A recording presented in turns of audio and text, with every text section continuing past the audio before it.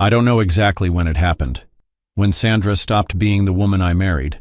Maybe it was a slow fade, little moments I brushed off because I didn't want to believe things were changing. Or maybe it was always there, lurking beneath the surface, waiting for the right moment to show itself. But that night, sitting across from her at the dinner table, I knew. It was a regular Friday evening. I had just finished making dinner, something simple, grilled chicken with roasted potatoes, one of her favorites.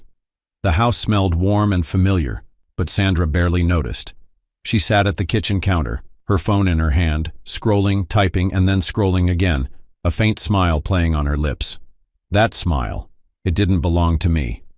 I set her plate down in front of her. "What's funny?" I asked, keeping my voice casual, though I already knew I wasn't going to like the answer. She glanced up, almost surprised that I was speaking to her. "Huh? Oh, nothing. Just talking to Lauren." Lauren was her best friend. That wasn't unusual. I grabbed my fork, cutting into the chicken. "What's she up to?" Sandra hesitated, just for a second, but I caught it.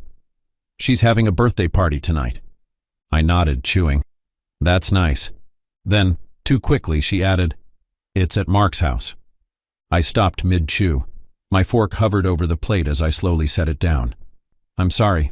Whose house?" She let out a long sigh, already exasperated. "Mark's." Mark, her ex-husband. A slow, cold anger settled in my chest. "You can't be serious." Sandra rolled her eyes, pushing her food around with her fork.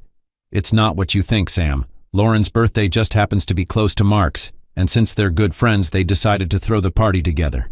It's not about him." I let out a short, humorless laugh. "That's the best excuse you've got? Lauren could have had her party anywhere, but somehow it just has to be at your ex-husband's house?" She dropped her fork with a clatter. "I knew you'd act like this." "Like what?" I leaned forward, locking eyes with her. "Like a husband who doesn't want his wife drinking at her ex's house?" She groaned, rubbing her temple like I was exhausting her. "Oh my God, Sam, it's just a party. I don't care about Mark." "Then why are you so determined to go?" Her lips pressed into a thin line. "Because it's my best friend's birthday. It would be rude not to show up." I studied her for a moment, letting the silence stretch between us. Then, calmly, I said it. "If you go, we're done." She let out a laugh, short, disbelieving. "You're being ridiculous." I didn't blink. "I'm serious, Sandra. You walk out that door to that party, you're walking out of this marriage." Her expression hardened. "You don't get to tell me what to do." I clenched my jaw. "No, I don't. But I do get to decide what I tolerate." She exhaled sharply, shaking her head. "Nothing is going to happen, Sam. I'll even text you throughout the night if that makes you feel better." "I don't need your texts. I need a wife who respects our marriage." She scoffed, pushing her plate away like the conversation was beneath her. "I'm going. You're overreacting." I sat back, more to myself than to her, and nodded. "Okay, Sandra, do whatever you want." And she did. She got up from the table, grabbed her phone, and walked away, leaving her dinner untouched.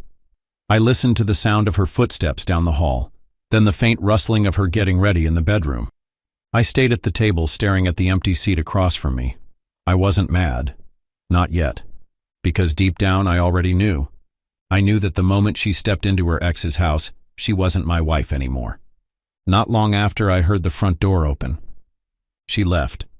She walked out of the house, out of this marriage, and into her ex-husband's home without hesitation, like it was just another night out. She didn't pause at the door. She didn't look back. No second thoughts, no guilt, no reconsidering. Just a woman walking confidently toward a decision she had already made long before tonight. And in that moment, something inside me shifted. I should have been furious. I should have felt betrayed. But I didn't. Instead, I felt something much worse.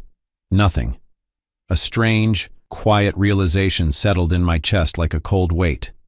The woman I had built a life with, the woman I had loved, had just shown me exactly where I stood. And it wasn't beside her. The house felt different, quieter, colder. It wasn't just the absence of her presence. It was something deeper than that. Like the warmth had been drained from the walls, leaving behind only empty space and a silence that felt heavier than it ever had before. For the first time in our marriage, I wasn't waiting for her to come home. I sat in the dim light of the living room, staring at my phone as the first text from her came in. "Just got here. Everything's fine." I let my thumb hover over the screen for a moment. Then, without responding, I set the phone down. 5 minutes later, another text from her. "People are just hanging out, nothing crazy. Hope you're okay." Hope I'm okay? I let out a slow breath, shaking my head. Was she serious? Did she actually expect me to be sitting here, waiting for updates? Did she think a couple of empty reassurances were going to make this okay? An hour passed. Another text. "I promise it's not weird. Hope you're not mad." Mad? No. Done? Yes. I stared at the screen, at her words, at the complete lack of awareness they carried. I realized then that Sandra had never actually considered what this meant for us. She thought this was just another argument, another disagreement that would blow over in a few days. She thought she could make this choice, walk out that door, and then come back to find me waiting, as if nothing had changed. She was wrong. I stood up, slipping my phone into my pocket and grabbing my car keys. If she could do whatever she wanted, so could I. I wasn't going to sit here staring at my phone like some fool waiting for scraps of reassurance. If she thought she could make her choices without consequences, she was about to learn that I could do the same. I got into my car, gripping the steering wheel tightly for a moment before pulling out of the driveway. I didn't know exactly where I was going, but I knew one thing for certain: I wasn't staying here. She thought I'd be home, stewing in my emotions. But I had somewhere else to be. 15 minutes later, I pulled into the parking lot of a familiar bar. It had been years since I'd been here, not since before I was married, not since I let go of the life I used to have, the one where I had options, where I didn't have to sit at home wondering if I was a priority to the person I loved. The neon sign flickered in the dark, casting a dull red glow over the gravel parking lot. The low hum of music and laughter spilled out onto the street, a sharp contrast to the suffocating silence I had left behind. I stepped inside, and the atmosphere hit me all at once. People talking, drinking, laughing, completely detached from anything happening outside these walls. It was familiar in a way I hadn't realized I missed. The kind of place where no one asked questions, where no one cared who you were or what you were running from. I took a seat at the bar and ordered a whiskey. For a while I just sat there staring at my drink, letting the reality of the night sink in. Sandra was at a party with her ex, sending me messages I didn't care to read, while I sat here finally feeling something I hadn't felt in a long time. Free. Then I met her. She sat a few stools away, caught my eye, and smiled. And in that moment, for the first time in years, I felt a spark. Her name was Emily. We started talking, and for the first time in a while I felt like someone actually saw me. Meanwhile, my phone buzzed again, another text from her. "Just checking in. Miss you." I ignored it. Another message, then another. By midnight, the texts stopped coming, and I didn't care. At 3 a.m., my phone buzzed again, vibrating against the bar counter. I glanced at the screen, already knowing who it was before I even read the message. "Where are you? I'm home," she texted. The message was riddled with spelling mistakes, the kind that only come from drunk, clumsy fingers. I smirked. She had spent the night at a party at her ex's house, probably drinking, laughing, celebrating like nothing was wrong. And now, in her half-drunken state, she was suddenly concerned about where I was. I still didn't answer. Instead, I took another sip of my drink, letting the low hum of conversation around me pull me further away from whatever Sandra thought this was. She had expected me to be at home, waiting, maybe sulking, maybe stewing in my emotions, replaying every text she had sent like they meant something. But I wasn't waiting anymore. By the time I finally decided to leave the bar, it was almost 5 a.m. The night air was cold, the streets mostly empty as I drove through town, taking my time. I wasn't in a rush to get home. Every turn of the wheel, every red light, every unnecessary stop I made, I dragged it out. Because for the first time in this marriage, she was the one waiting for me. When I pulled into the driveway, the house was dark except for the faint glow of the kitchen light. I stepped inside, closing the door softly behind me. The quiet was almost too loud, like the house itself was holding its breath, waiting for something to happen. I didn't check the bedroom, didn't peek in to see if she was awake, waiting for me. I walked past our room without a second glance and headed straight for the guest room. I wasn't sleeping next to her tonight. She had made her bed, She could lie in it, alone. I didn't bother thinking about what she'd say in the morning. I was too tired, too done. I woke up to the smell of coffee and a pounding headache, not mine. Sandra was in the kitchen looking miserable, hungover. Good. She turned as soon as she saw me. "Why didn't you answer my messages?" I poured my coffee. "I was busy." She stared at me. "Where were you all night?" I sipped my coffee. "Out." Her voice sharpened. "Why didn't you sleep in our bed?" I walked past her without answering. She followed. "Sam, talk to me." I ignored her and went to the living room to enjoy my coffee, wanting to get away from her nagging. She was furious, and for the first time I didn't care. Then, after an hour, I left the house. Sandra stood by the door, arms crossed. "Where are you going?" I didn't even look at her. "Out." And then I closed the door. I drove straight to a lawyer's office. It was time to start the divorce process and protect my finances. I wasn't going to let her walk all over me, not anymore. Over the next few days I ignored her completely. No conversations, no explanations, no reactions. She was furious, but that wasn't my problem anymore. When the divorce papers were ready, I went to the lawyer's office to sign them. There was no hesitation, no second thoughts. Just the stroke of a pen sealing the fate of a marriage that had ended the moment she walked out of our house that night. On my way back home, I ran into Nicholas, an acquaintance, someone I knew well enough to exchange nods with but never close enough to call a friend. He recognized me, hesitated for a moment, then sighed. "Sam, I wasn't sure if I should tell you this, but you deserve to know." I frowned. "Know what?" He glanced around, lowering his voice. "I was at Mark's party. I saw Sandra with him in the kitchen, alone. And I caught them kissing." A dull, heavy silence stretched between us. "She pulled away as soon as she saw me," he continued. "They both did. But it happened. And after the party was over, when everyone left, she stayed there." I nodded slowly, my expression unreadable. "Thanks for telling me, Nicholas." He looked at me, almost apologetic, but I wasn't angry. I wasn't shocked. I wasn't even hurt. I had already let go. The moment she chose to go to that party, our marriage was done. The fact that she cheated on me with her ex? That was just a bonus reason, a final confirmation that I had made the right decision. That evening, the doorbell rang, echoing through the house. Sandra, unaware of what was coming, walked over and opened the door. Standing there was my lawyer's assistant, a neutral expression on his face as he extended a folder toward her. She hesitated before taking it, her fingers gripping the edges as if she already knew what it was. Divorce papers. I stepped into the room, watching as she slowly flipped through the documents. Her face went pale, her hands shaking slightly as her eyes scanned the words that spelled out the end of our marriage. "You can't be serious," she whispered, her voice barely audible. I crossed my arms, my stance firm. "I told you, if you went to that party, we were done." Her expression twisted into something between disbelief and anger as she threw the papers onto the counter. "It was just a party," she snapped, her voice rising. I smirked, shaking my head. "Are you sure it's just that?" She stiffened, her breath catching in her throat. "What are you talking about?" I took a step closer, lowering my voice but keeping it steady.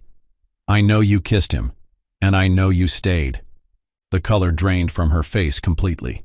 She opened her mouth to speak, then closed it again, as if scrambling for an excuse. Finally, she forced out a weak, "Sam, I was drunk, I cut her off, my tone final. "Save it." There was nothing left to say.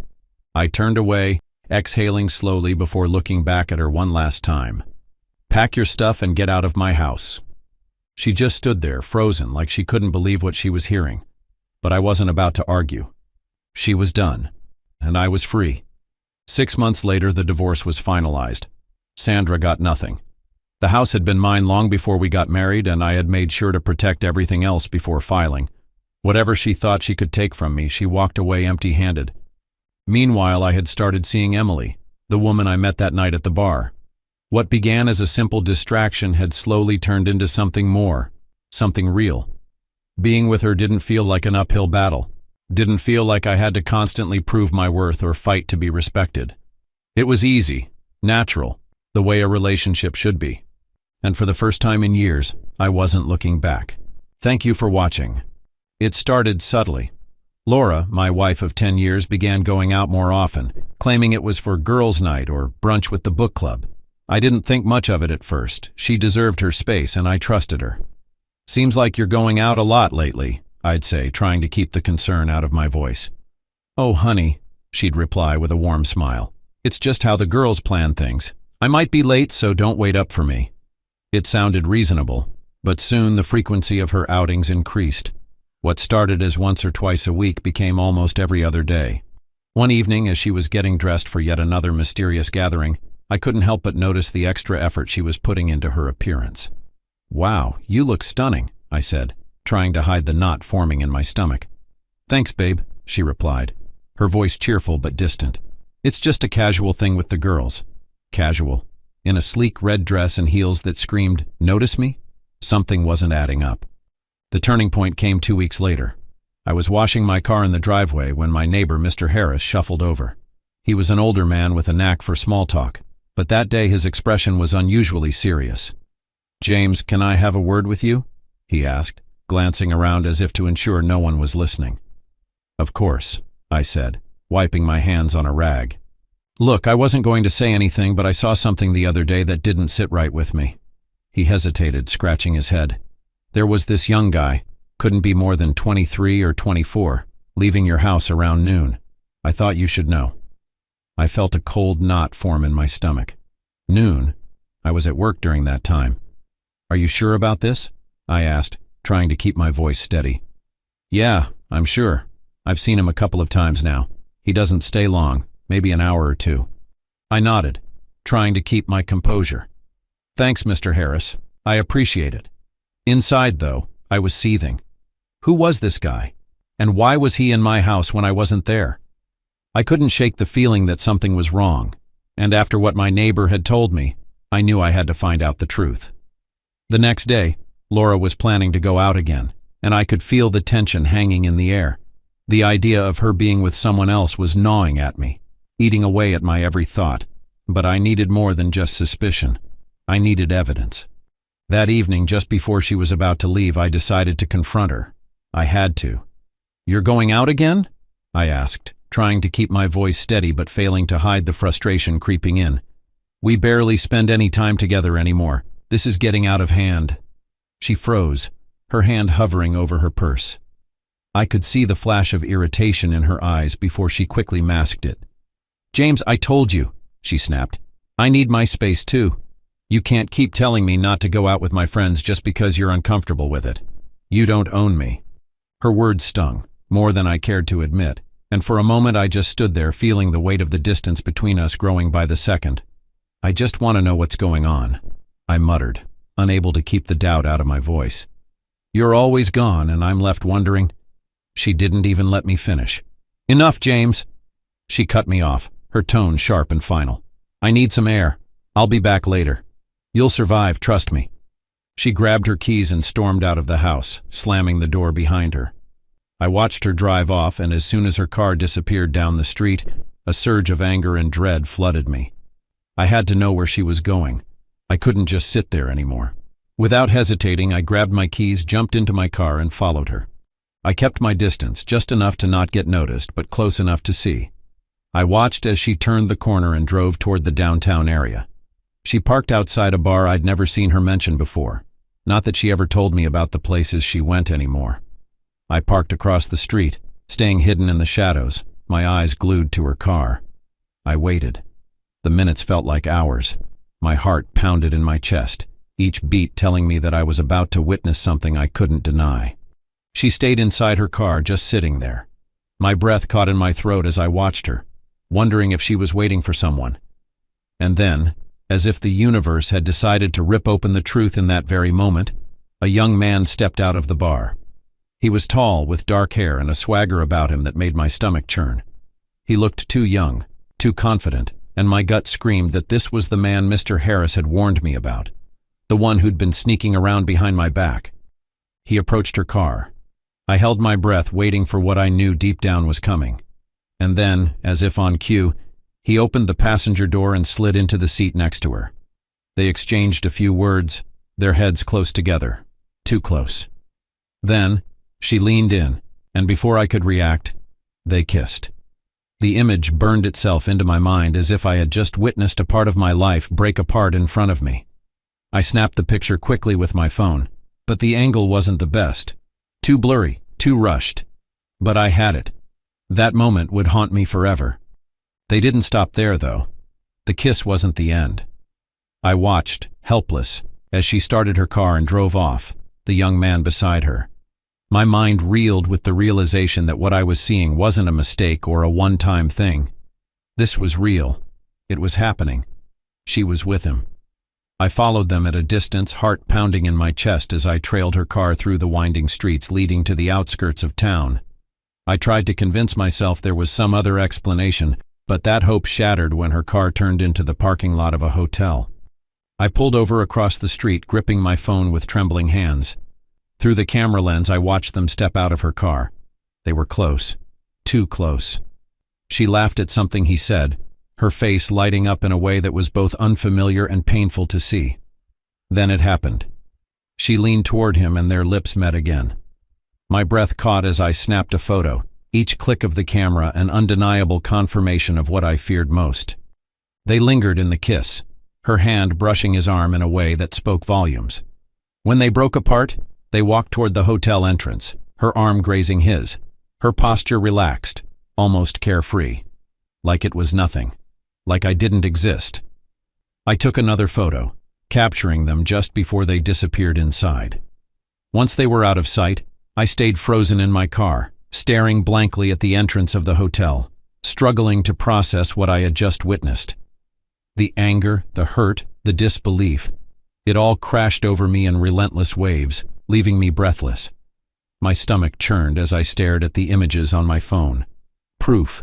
Cold, hard proof of her betrayal. My marriage, the life I thought I had, was falling apart right before my eyes. The next morning I woke up with the weight of it all on my chest. The truth was undeniable now, and I knew I couldn't ignore it any longer. I had to take control. I couldn't let this go. Couldn't let her get away with it. I'd had enough of the lies, the deceit. I needed to know how deep this went, and gather the proof I needed to get my revenge. Laura was going out again, and I knew it. So that weekend, while she was gone, I set everything up, installing hidden cameras throughout the house. The cameras were small, discreet, and easy to hide. I placed them in the living room, kitchen, and though it pained me to even think about it, in the bedroom. 2 days later, the opportunity presented itself. That morning over breakfast, I casually told her, "I'll be working late tonight," giving her the space she needed, hoping that she would bring the 23-year-old guy home again. She barely looked up from her coffee. "Okay," she replied, her tone breezy, almost too casual. That evening I sat at my desk in the office, pretending to focus on the documents in front of me. My heart pounded as I glanced at my phone, staring at the camera app icon.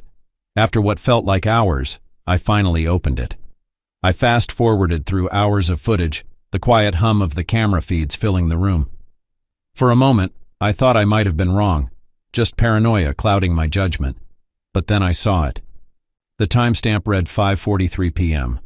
The back door opened, and there he was. He walked in like he owned the place. Athletic build, messy dark hair, and a smirk that radiated arrogance. Laura met him in the kitchen, and my worst fears crystallized when she threw her arms around him and kissed him deeply. I froze, my breath caught in my throat. My hands trembled as I paused the footage, then rewound and played it again, hoping I'd somehow imagined it. But there it was, clear as day. The two of them lingered in the kitchen, talking, laughing. She poured him a drink, her body language unmistakably affectionate. It was a version of her I hadn't seen in months. Then they moved to the living room. He sat on the couch, and she curled up beside him, her head resting on his shoulder. The sight was surreal, like I was watching a stranger in my own home. But the final blow came moments later. Laura stood up, took his hand, and led him toward the bedroom, the room we had shared for 10 years. The door closed behind them, but the implications were unmistakable. Then I switched to the footage from the bedroom, my heart racing as I braced myself. The screen flickered, and there they were, Laura and the young man, their bodies close. They began to undress, each piece of clothing discarded in a careless flurry. I watched, helpless, as they climbed into the bed. My body went cold as I saw them press against each other. The intimacy, the familiarity between them, so raw and so real. I felt like I'd been punched in the gut.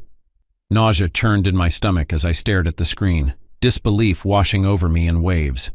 This was it. The proof I had dreaded but knew I'd find. The betrayal wasn't just in the act. It was in the ease, the familiarity, as if they had done this countless times before. My marriage, the life I thought we'd built together, was nothing but a carefully constructed lie. I didn't know how long I sat there staring blankly at the frozen image on my screen. My mind raced, swinging between anger, heartbreak, and a cold, calculating need to expose the truth. I wasn't just going to confront her. I was going to make sure everyone knew exactly who Laura had become. The next day, I woke with a new resolve. Laura moved around the house as if nothing was amiss, humming to herself as she made coffee. My stomach twisted at the sound. It was so normal, so ordinary, as if she wasn't tearing my world apart. "Good morning," she said brightly, setting a cup of coffee on the counter. I stared at her, barely able to suppress the anger boiling inside me. "Morning," I replied curtly, pretending to sip the coffee. My hands trembled as I thought about the footage saved on my phone. I didn't confront her, not yet. This wasn't just about me anymore. It was about everyone who believed in us, our families, our friends.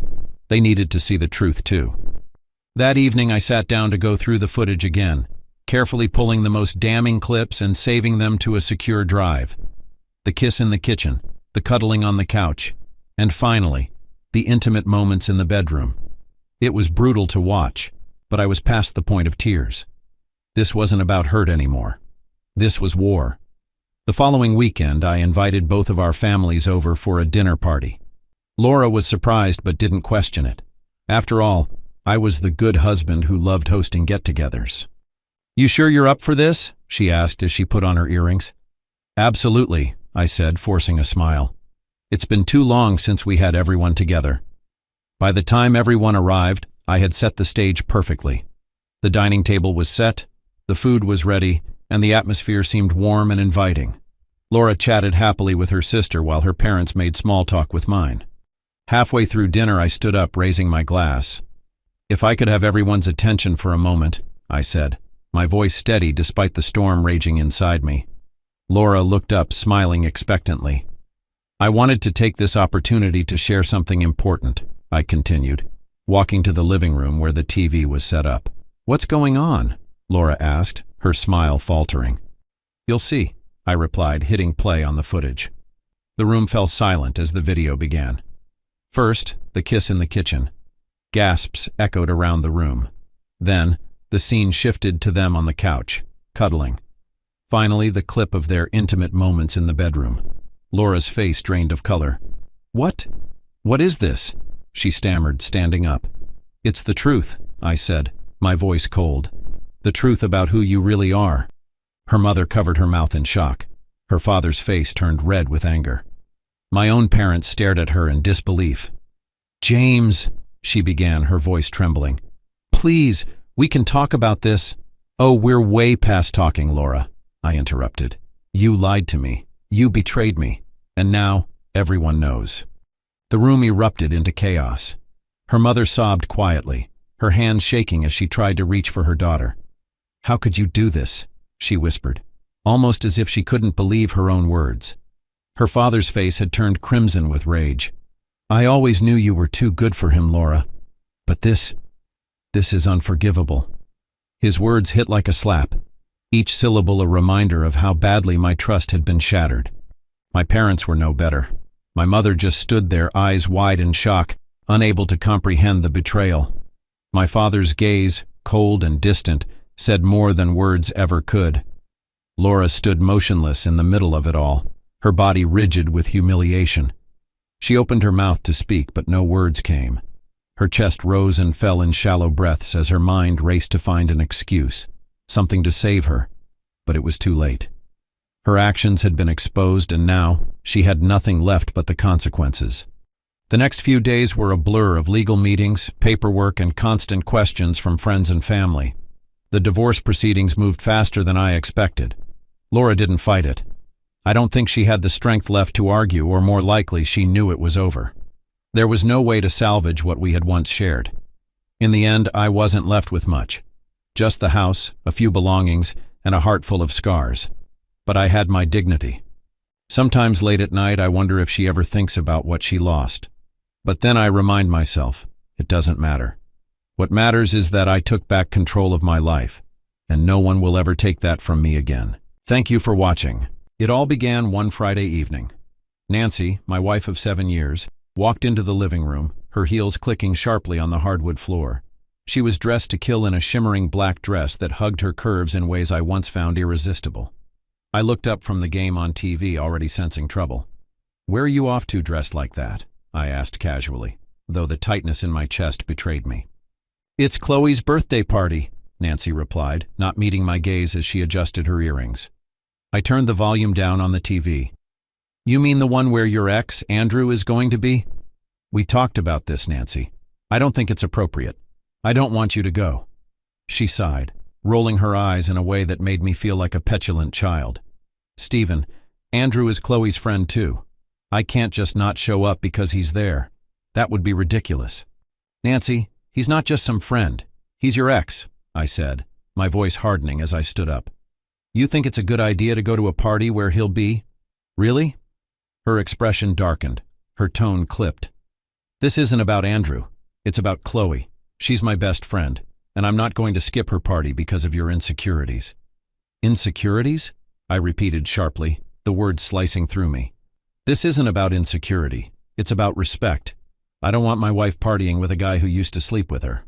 She threw her hands up in frustration. "Oh, for God's sake, Stephen, it's not like that." "It's not just about him being there," I pressed, taking a step closer. "It's the history, the way he still looks at you, the way he—" "Still what?" she interrupted, her voice rising. "Still interested? Is that what you're scared of?" "Yeah, Nancy," I said, my anger finally spilling over. "I am scared of that. I trust you, but that doesn't mean I'm comfortable with you spending the night drinking and partying with the guy you once loved. It's disrespectful. To me, to our marriage." Her lips pressed into a tight line as her eyes blazed. "You know what, Stephen? I'm tired of this. I'm tired of you trying to control me. You don't own me. I can go anywhere I want, and I can do whatever I want. You're my husband, not my keeper." The words hit me like a slap. I took a deep breath, forcing myself to stay calm. "This isn't about control, Nancy. It's about mutual respect. I'd never put you in a situation like this if the roles were reversed. Can't you see that?" Nancy crossed her arms, her stance defiant. "No, Stephen. What I see is you trying to guilt-trip me into staying home. Well, I'm not doing it. It's Chloe's party and I'm going. There's nothing you can do about it." I stared at her, the woman I thought I knew, feeling the knot in my stomach tighten. "If you walk out that door, Nancy, you're walking out on more than just this argument." Her eyes flashed with anger, but she said nothing. Grabbing her purse, she marched to the door, her heels echoing in the silence between us. As she opened it, she turned back, her voice cold and final. "Don't wait up." I stood there for a moment, frozen, as the sound of the door shutting echoed in my mind. I spent the next few hours on edge. Every time my phone buzzed, my heart jumped. I wanted to call her, demand she come home, but I knew it would only make things worse. So I sat in the darkness, the TV playing some forgettable show, my thoughts spiraling.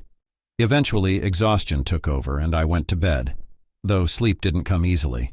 My mind was restless, swirling with unanswered questions. When I finally drifted off, it was short-lived. Around 3 a.m., my phone buzzed, dragging me out of a restless slumber. Groggily, I reached for it, squinting at the screen. Chloe's name glared back at me. "Hello?" I answered, my voice groggy and rough with sleep. "Stephen! Stephen!" Chloe's voice was slurred, her words tumbling over one another. She was clearly drunk. "Wake up, you loser!" I rubbed my eyes, trying to process what I was hearing. "You're calling me in the middle of the night? What the hell do you want? Are you drunk, Chloe?" "Totally drunk," she slurred, giggling like it was all a joke. Then her tone shifted, suddenly cutting through the haze of her intoxication with cruel intent.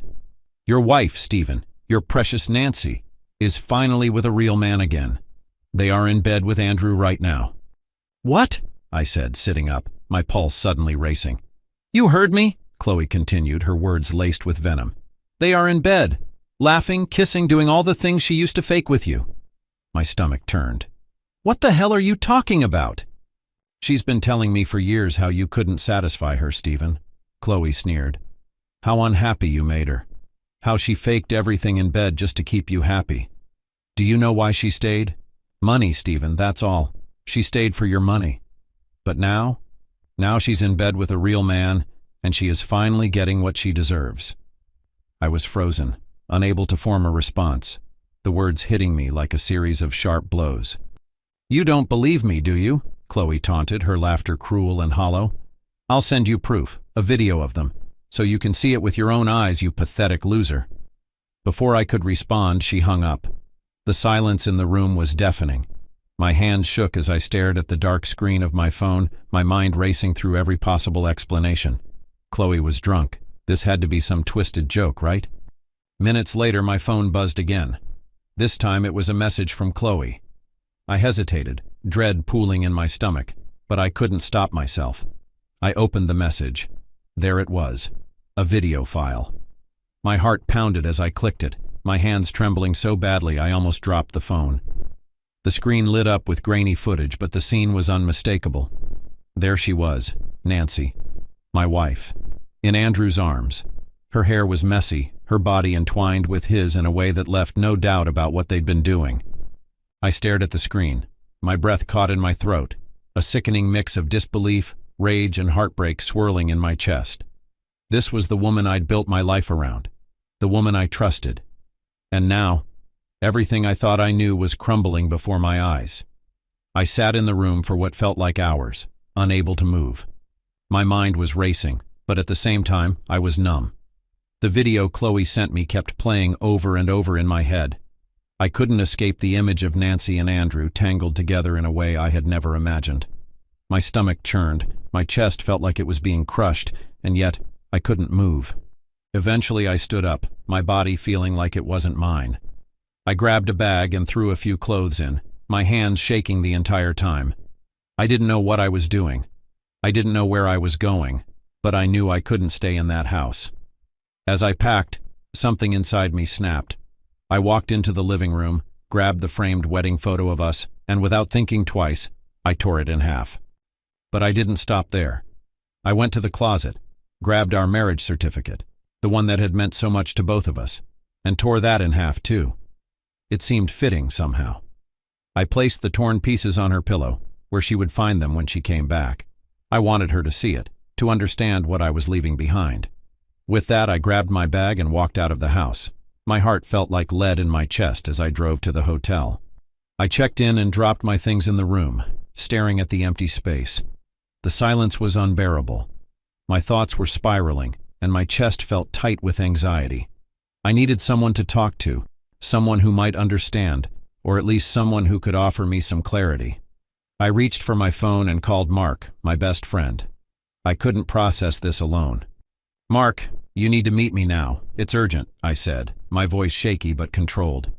Urgent? What's going on? He asked, his tone full of concern. I'll explain in person, I said, my voice still shaky. We met at a bar near my hotel, the dim lighting doing little to hide the exhaustion on my face. Mark eyed me as I sat down. What's going on, man? You don't look good. I took a deep breath, trying to steady myself. Nancy, she went to Chloe's birthday party, and she slept with Andrew. Mark blinked, clearly stunned. What? Yeah, Chloe sent me a video of them together in bed. She told me everything. Mark sat back, his expression a mix of disbelief and concern. After a moment, he spoke, his voice quiet. Are you serious? That's brutal. I nodded, my jaw tightening. I don't even know how to process this, man. Chloe told me that Nancy's been miserable for years. She faked everything with me in bed just to keep me happy, and the only reason she stayed with me was for the money. Mark was silent for a long time, trying to piece together what he had just heard. That's messed up, man. I don't even know what to say. I shook my head, feeling that same sickening pit in my stomach. I don't know what to do. Everything I thought I knew is falling apart. Mark leaned forward, his tone changing, more serious now. Listen, the first thing you need to do is protect yourself, Stephen. This isn't just about the betrayal. It's about your future, your assets, your life. You need to make sure she doesn't walk away with everything. I know a good lawyer who can help with the divorce. We'll make sure you don't get screwed. I felt numb. Divorce. The thought hit me like a ton of bricks, but I knew Mark was right. I had to protect myself from whatever Nancy was planning to take from me. I ran a hand over my face, the weight of everything settling in. I never saw it coming, but now everything I thought I knew is gone. Mark gave me a reassuring look. We'll get this sorted, man. You're not alone in this. We stayed at the bar for a while. After a few more drinks, I decided I'd had enough and headed back to my hotel. The next morning, I grabbed my phone and saw a few missed calls from Nancy, along with a couple of texts. "Stephen, where are you? Call me. We need to talk." I stared at the screen, the knot in my stomach tightening. What could she possibly say to explain this? And even if she tried, would I care? I decided I wasn't ready to deal with her yet. Instead, I called the lawyer Mark had recommended. It felt surreal, arranging a meeting to discuss the end of my marriage, but I knew it had to be done. That afternoon, I met with a lawyer named Linda. She was sharp and professional, immediately reassuring me that I could protect myself. I provided the evidence of Nancy's infidelity, which she noted would be crucial for the case. Linda began drafting the necessary paperwork to start the divorce proceedings and safeguard my assets. The next day, I went back home to pick a few more things. Pulling into the driveway, I noticed her car. My chest tightened. For a moment, I considered turning back, but I forced myself to go inside. I had to face her sooner or later. The house was quiet, eerily so, and for a moment I wondered if she'd left. But then I heard soft footsteps from the kitchen. Nancy appeared in the doorway, her face pale and drawn. She looked like she hadn't slept, and her eyes were red from crying. "Stephen," she started, her voice shaky, "we need to talk." I dropped my bag by the door and crossed my arms, leaning against the wall. "Talk about what, Nancy? About how you slept with Andrew? About how you lied to me for years?" She flinched at my words but didn't deny them. "It wasn't like that," she said weakly. "Then tell me, Nancy," I snapped, my voice rising. "What was it like? Because from where I'm standing it looks exactly like that." Her lower lip trembled, but she didn't cry. "I made a mistake, Stephen. I was drunk, and Andrew, he was just there, and—" "Don't," I cut her off. "Don't try to blame this on alcohol or Andrew. You made a choice. And according to Chloe, it wasn't the first time you've questioned our marriage. How unhappy you were. How unsatisfied you were." Her eyes widened in shock. "Chloe? What did she tell you?" "She told me everything," I said, my voice cold. "She sent me a video of you and Andrew in bed. She told me all about how you've been miserable, how you stayed with me for the money, how you faked everything in our marriage. Do you know what it's like to hear that? To see that?" She fell silent, tears streaming down her face. I wanted to feel something, anger, pity, even regret. But all I felt was emptiness. "I've already seen a lawyer," I said after a moment, my tone flat. "We're done, Nancy. I'm filing for divorce. You have 2 days to pick your stuff and leave the house." "Stephen, please," she begged, stepping closer. "Don't do this. We can fix this. I love you." "Don't," I said sharply, stepping back. "Don't say you love me. Love doesn't look like this." I grabbed my bag and headed for the door. As I opened it, I turned back to face her one last time. "I hope you find whatever it is you were looking for," I said quietly before walking out. The divorce process was grueling, but with Linda's help, I navigated it. Nancy's initial pleas for reconciliation eventually turned into cold negotiations, and by the end, it was clear there was nothing left between us. I kept the house, and I wasn't required to pay her alimony or divide any assets. Mark was a constant support during those months. He dragged me out of my funk, made sure I didn't spend every night drinking alone, and even introduced me to new people when I was ready. It wasn't easy, but over time I started to rebuild. I sold the house, moved into a new apartment in the city, and threw myself into work. Slowly but surely, I began to heal. Nancy became a distant memory, a lesson learned the hard way. I didn't know if she got back with Andrew after the divorce, but honestly, I didn't care. I had moved on. The scars from the past would always be there, but I had learned to live with them. I now knew I deserved better. As I looked ahead, the future felt full of possibilities, and I was eager to see where it would take me. Thank you for watching. I'd felt off for days, a dull, throbbing ache that started somewhere in my gut and crawled up my spine like an unwelcome shadow. I brushed it off at first, thinking it was just the stress of the quarterly strategy review, another round of endless meetings and hollow pep talks. But that morning, as I walked into the conference room, the ache sharpened into something more sinister. I paused for a moment at the door, bracing myself against the cool metal frame, wondering if maybe I'd eaten something bad. Years of being told to man up, to walk it off, had made me an expert at pushing pain aside, at masking it beneath a practiced smile. I'd learned to work through deadlines with a pounding head, to show up at every meeting with that steady, reliable nod that said I was fine. But today, as I shuffled past the polished glass walls and settled into my seat, something felt fundamentally different. A hollow pit of dread nestled itself under my ribs, and no amount of willpower could chase it away. The room was its usual blend of suits and scripted optimism, people flipping through printed decks like it was gospel. I watched the words on the screen blur and shift, unable to focus on the numbers that had once been my comfort. My boss, Alan, droned on about synergy and market share, his voice a steady hum that buzzed like a wasp in my ear. I tried to take a sip of coffee, but my hand trembled so badly that I had to set the cup down before it spilled. A cold sweat prickled at my hairline, rolling down the side of my face, pulling at my collar. My breath caught in my throat, tight and labored, like my lungs had forgotten how to do their job.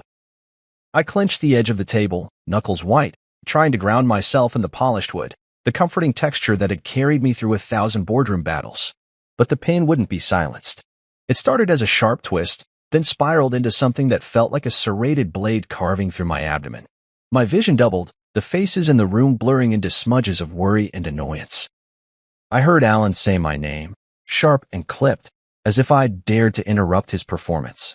I tried to answer, but the words died in my throat. Another wave of pain hit, so sudden and violent that I let out a sound, somewhere between a gasp and a groan. I tried to swallow it down, but it was too late. My body betrayed me. I slumped forward, my head hitting the table with a dull thud that sounded like the world ending. I don't remember hitting the floor. I don't remember the startled cries or the scramble of footsteps as people rushed to my side. The next thing I knew, I was on my back, staring at the ceiling's harsh fluorescent lights, each one a blade of white fire in my eyes. Paramedics in blue uniforms crowded around me, their voices a blur of urgency and protocol. One of them, a woman with kind eyes, placed an oxygen mask over my mouth, telling me to breathe. I tried, but each breath felt like it was tearing something inside me apart. My heart pounded like a trapped bird, wings fluttering, desperate to escape. Through the haze of pain, I fumbled for my phone. My fingers were clumsy, half numb, but I managed to unlock the screen. Alex. I needed Alex. She'd know what to do, she'd be there, right? I pressed call and listened as it rang. She answered on the third ring, her voice sharp, distracted. Can it wait? She snapped. Brennan's got his big investor presentation today. I tried to tell her. Tried to say that I was scared, that I needed her. But the words got tangled in my throat, drowned by the oxygen mask and the beeping machines. Alex, I croaked, but she was already gone. She hung up without a second thought, leaving me to stare at the screen, her name fading like a ghost. The paramedics moved quickly, lifting me onto a stretcher with practiced efficiency. Their hands were gentle but firm, guiding me through the chaos. The conference room felt 1,000 miles away now, its glass walls a memory already slipping through my fingers. The pain spiked again, white-hot and merciless, and I clenched my teeth to keep from screaming. I heard someone, maybe Alan, say something about getting back to the agenda, about continuing the meeting. My stomach lurched. Even in the face of this, they couldn't pause for a single breath. The hallway was a blur of white and gray, figures rushing past like ghosts. The paramedics spoke in clipped, calm tones, but their eyes were tense, worried. I caught fragments, appendix, possible rupture, blood pressure dropping. I tried to focus on their faces, to hold on to something human, but it felt like the world was slipping away. My vision dimmed at the edges, colors fading into a cold, gray mist. The ambulance ride was a fever dream. Sirens wailed, lights flashed, but inside it felt impossibly small, the air thick with antiseptic and fear. One paramedic, a young guy with freckles, leaned over me, his voice steady. "We're taking you to St. Luke's," he said. "You're going to be okay. Just hang on." I nodded, or thought I did. Every movement felt disconnected, like I was controlling a puppet from somewhere far away. I thought about Alex, about her voice, her indifference. Couldn't it wait? I'd given her everything, my time, my heart, my trust. And now, when it mattered most, she wasn't here. The betrayal burned hotter than the pain, a different kind of wound that no surgeon could fix. I wondered if she'd even check in later, or if Brennan's pitch deck would take all her attention. I felt something cold trickle down my cheek. Tears or sweat. I couldn't tell. The hospital doors swung open, and a team of nurses and doctors converged on me like a storm. They rattled off questions, inserted 4 lines, monitored screens that beeped with urgency. My world narrowed to the sterile white walls and the beeping machines that counted each second I clung to consciousness. A nurse with kind eyes squeezed my hand, her grip steady and grounding. "You're going into surgery," she said. "We're going to take care of you, okay? Just hold on." I wanted to ask for Alex. I wanted to believe she'd come running through those doors, breathless with worry. But I knew better. I closed my eyes and let the darkness take me, alone on a stretcher, unsure if I'd ever wake up. I survived. Barely. The surgeon's voice, calm but weary, echoed in my head long after he'd finished explaining. "Appendicitis complicated by peritonitis," he'd said, drawing a neat line in the air as though it were a simple equation. But the pain had felt anything but simple. They'd rushed me into the operating room, knives and lights and sterile smells, a blur of faces and masks. When I woke up, days later, it was to a white room and the low hum of machines keeping me tethered to this side of consciousness. Every breath felt like an effort, my body weak, as if I'd been broken down and rebuilt in pieces. Nurse Camille was the first real face I saw, soft brown eyes, a voice that felt like a hand on my shoulder. She told me I'd been lucky. That immediate surgery had saved my life. I nodded, my head heavy, mind foggy from the anesthesia and the shock of everything. She checked the machines, asked if I was in pain, then mentioned, almost as an afterthought, we didn't have a record of any family contact. "Is someone coming?" The question hit like a punch to the ribs. My wife. The one person who should have been here. My throat was too dry to speak. I closed my eyes and let the question hang in the air. 3 days passed. Days that blurred together for drips, hourly checks, the smell of disinfectant that clung to every breath. Every time the door opened, my heart would lift, hoping it might be Alex, hoping she'd walk in with flowers and apologies, promising she'd been worried sick.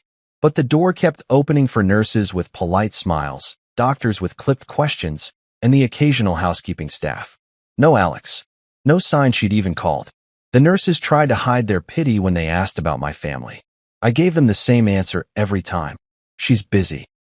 I'd say it like it was a joke, but every time I said it, a part of me felt smaller. On the 4th morning, the fluorescent lights flickered, and I woke up to voices outside my room. Familiar ones. Alex's voice, sharp, impatient, slicing through the sterile hush. Brennan's laugh, a low, easy sound that always made my skin crawl. I strained to hear the words, catching bits and pieces between the shuffle of nurses and the hum of machines. "The presentation went so well," Brennan said, his voice slick with self-satisfaction. "They loved the concept. Funding's all but secured." Alex answered, "I'm glad. It's about time things went our way." I could practically see her smile, that one that never reached her eyes. They barged in like they owned the place, like I was an inconvenience on their way to a better appointment. Alex's hair was perfectly styled, makeup immaculate, the picture of a woman who'd planned her visit with precision. Brennan looked like he'd just stepped off a stage, suit crisp, grin practiced. Alex's eyes swept over me, quick, clinical. "How are you feeling?" she asked, her tone an afterthought. I opened my mouth to answer, but she was already turning to Brennan, laughing at some inside joke. It felt like I was watching a movie of my own life from the cheap seats. I wanted to ask her where she'd been, why she hadn't come when I needed her. But my mouth was dry, my tongue heavy, and my heart even heavier. Nurse Camille slipped in quietly, her presence like a balm against the cold. She held a clipboard, her face set in that polite but firm expression I'd come to rely on. She moved to Alex, extending the clipboard with a pin clip to the top. "Mrs. Carter," she said, addressing her by my name, a name that suddenly felt foreign. "We need you to sign this." Alex's face changed instantly, her eyes narrowing, jaw tightening as she took the clipboard. "What is this?" she demanded, her voice a whip crack in the quiet room. Camille didn't flinch. It's a routine update. It confirms your role in his medical decisions. Her eyes flicked to me, a subtle question in the shift of her gaze. Alex started reading the document, her fingers trembling slightly. But she stammered. Why would I need to sign this now? I'm his wife. Brennan shifted beside her, his smirk slipping just a little. I stayed silent, letting the silence stretch like a blade between us. Camille's voice was calm but unwavering. Because the form has been updated, she said. Your husband, Mr. Carter, made some changes to his emergency contact and medical proxy after his surgery. She turned to me, her eyes softening, but her words felt like a hammer driving home a nail. Mr. Carter, do you want me to explain it, or would you like to? I swallowed, my throat raw. I'd prefer you did, I croaked, my voice thin but steady. Camille nodded, turning back to Alex.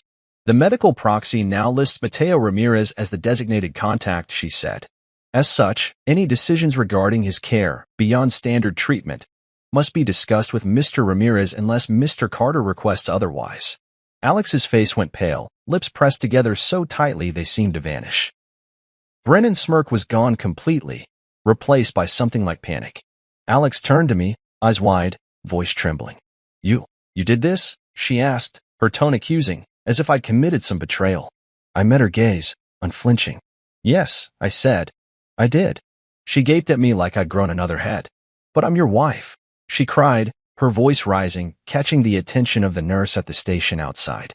Brennan shifted uncomfortably, his foot tapping a nervous rhythm on the tile. I felt something harden inside me, a resolve I hadn't known I possessed. I know, I said, but you weren't here when I needed you. Mateo was. Brennan let out a derisive snort, but I didn't even look at him. My eyes were locked on Alex, waiting to see if the woman I'd once loved could see the damage she'd done. Camille cleared her throat. Mrs. Carter, I understand this is difficult, but it's his right to make this choice. If you have any questions about the process, I'd be happy to answer them later. She guided them to the door with gentle firmness, giving me a small nod that felt like an embrace. Alex paused in the doorway, her mouth opening as if to protest, but nothing came out. Brennan's hand on her arm guided her out, his eyes cold as they met mine. I didn't flinch. I didn't even blink.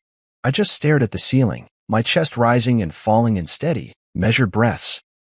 The door closed with a soft click, leaving me alone with the machines and my thoughts. I wasn't being petty. I wasn't being vindictive. I was protecting myself, because the people who should have held my hand chose a pitch deck over my pulse. And in that sterile, too quiet room, I decided I would never let them choose for me again. I stared at the ceiling, feeling the weight of the air around me like a heavy blanket I couldn't shake off. My body ached in ways I didn't know were possible, but the pain was no longer sharp. It had settled into a dull throb that matched the beat of the heart monitor. A steady reminder that I was alive, that I'd survived something that had nearly killed me, and that, somehow, felt both miraculous and hollow. The quiet in the room was a gift I hadn't realized I'd needed, giving me space to think, to breathe, to piece together the fragments of the last few days. The door opened quietly and Nurse Camille stepped in, her eyes warm but professional. She carried a small stack of papers clipped neatly together, and I could tell from her posture that this wasn't a routine check-in. She pulled the chair from the corner and sat beside my bed. Mr. Carter, she began, her voice soft but steady. We need to discuss something important. My breath caught. I'd had enough important conversations lately to last a lifetime. But I nodded, letting her continue. It's about your emergency contact and medical proxy, she said. You listed Mateo Ramirez as your new contact after the surgery. She handed me the papers. I took them, my hands trembling slightly. I thought back to that moment, the darkness after surgery, the knowledge that I'd woken up alone, that no one I expected had been there. Mateo had. Mateo, who'd driven 2 hours without me even asking, who'd slept in the plastic chair next to my bed when no one else showed up. I remembered the way he'd held my hand and said, "You're not alone, man. I got you." And in that moment, I knew I didn't owe anyone my loyalty just because we shared a last name. Family isn't always who you're born to, it's who shows up. Camille cleared her throat gently. Legally, she said, this means that decisions about your care, anything beyond standard procedures, must go through Mr. Ramirez unless you instruct otherwise. She paused. Your wife, Alex. She's not listed on your medical proxy anymore. She studied my face for a reaction, but I kept it calm, letting the truth settle like a stone at the bottom of a pond. That's how it should be, I said, my voice surprisingly steady. She didn't answer when I needed her. Camille nodded. I understand, she said. We just wanted to confirm that this was intentional and that you're aware of the implications. The door opened again, and Alex and Brennan stepped in like they owned the place. Alex's expression was a mix of confusion and indignation, her jaw tight, eyes scanning the room like it was some courtroom where she'd been wronged. Brennan looked smug, like he'd already decided this was a waste of time. Camille stood and turned to them with a practiced smile. Mrs. Carter, she greeted. Mr. Carter has updated his emergency contact and medical proxy. She didn't waste words. I respected that about her. Alex's eyes widened. What? She said, her voice high and brittle. She glanced at me, as if I just confessed to a crime. You changed it? Without telling me. I took a breath, trying to steady the trembling in my hands. After the surgery, I said, my voice low. When I woke up, you weren't here. Mateo was. He's the one who showed up. I kept my eyes locked on her, unflinching. I needed someone I could trust. Her mouth opened and closed like a fish gasping for air. But I'm your wife, she finally managed. The word felt foreign on her tongue, as though she were trying to convince herself of its meaning. Brennan snorted. This is ridiculous, he said. Mateo's not even family. You're making a mistake. His voice dripped with contempt, like he couldn't fathom a world where I might choose loyalty over obligation. Camille stepped between us, her presence a calm but unwavering force. Mr. Carter has the legal right to choose his own emergency contact, she said. It's his decision, and it's been documented and filed. Alex shook her head, her hair falling across her face. You can't just replace me, she stammered. We're married. That means something. I looked at her then, really looked at her, and saw the distance that had been growing between us for months, years, maybe. It was more than just the investor presentations and the late nights. It was the choices she'd made over and over again to put Brennan, her brother, first. To put their ambitions, their goals, their big picture, ahead of the man who was supposed to be her partner. I didn't want to do this, I said quietly. But I needed to know that someone would actually be there when I couldn't speak for myself. And you weren't. My voice cracked, the hurt breaking through the anger. I called you from that ambulance, Alex. I could barely breathe. And you told me to wait. Brennan shifted uncomfortably. Look, he said, his tone patronizing, this is all getting blown out of proportion. We're family. We need to stick together. I turned to him, my eyes cold. Were we family when you stood by while she ignored me? Were we family when you laughed about your presentation instead of asking if I'd live? Silence settled in the room, heavy as stone. Camille cleared her throat. Mrs. Carter, Mr. Brennan, she said. If you have any further questions, please address them through Mr. Carter's designated contact. Otherwise, I need to ask you to leave so he can rest. Alex's face crumpled for a moment, her eyes shining with something I couldn't quite name. Guilt? Anger? Maybe both. But then she turned to Brennan, her features hardening, and nodded. They left without another word, the door clicking shut behind them like a final verdict. I sank back into the bed, exhausted but strangely relieved. The silence felt different now, less like a punishment, more like a clean slate. Camille turned to me with a small smile. You did the right thing, she said. It's your life, your voice. I nodded, the knot in my chest loosening just a little. Thank you, I whispered. She patted my hand, then left me alone to my thoughts. I stared at the ceiling, breathing in the quiet. For the first time in a long time, I felt like I was the one in control of my own story. No matter what came next, I wouldn't let anyone else decide how it ended. The hallway seemed longer than I remembered when I first stepped out of my room, her pole rolling beside me like a silent companion. My legs were shaky, each step an echo of the pain I'd endured, but I pushed forward, determined to stretch my body and maybe, in the process, stretch my mind back into shape.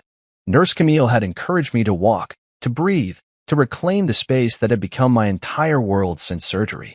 The quiet hum of the hospital at night was a comfort. Machines beeped in steady rhythm. Nurses murmured in hushed tones.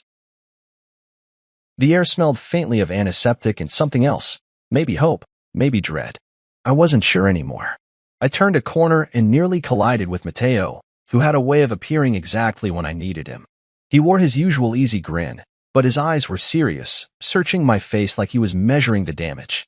"Hey, man," he said, taking the four-pole from my hand and guiding me to a small alcove with two chairs. "You're supposed to be resting."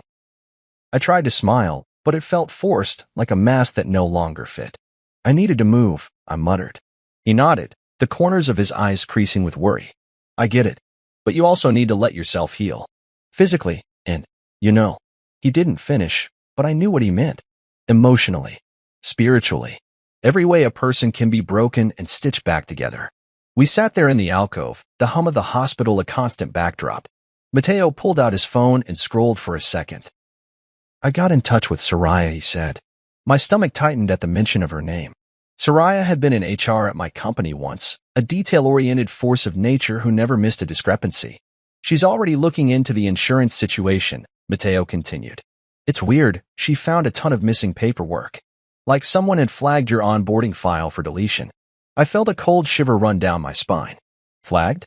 As in intentionally erased? Mateo met my gaze, his jaw tightening.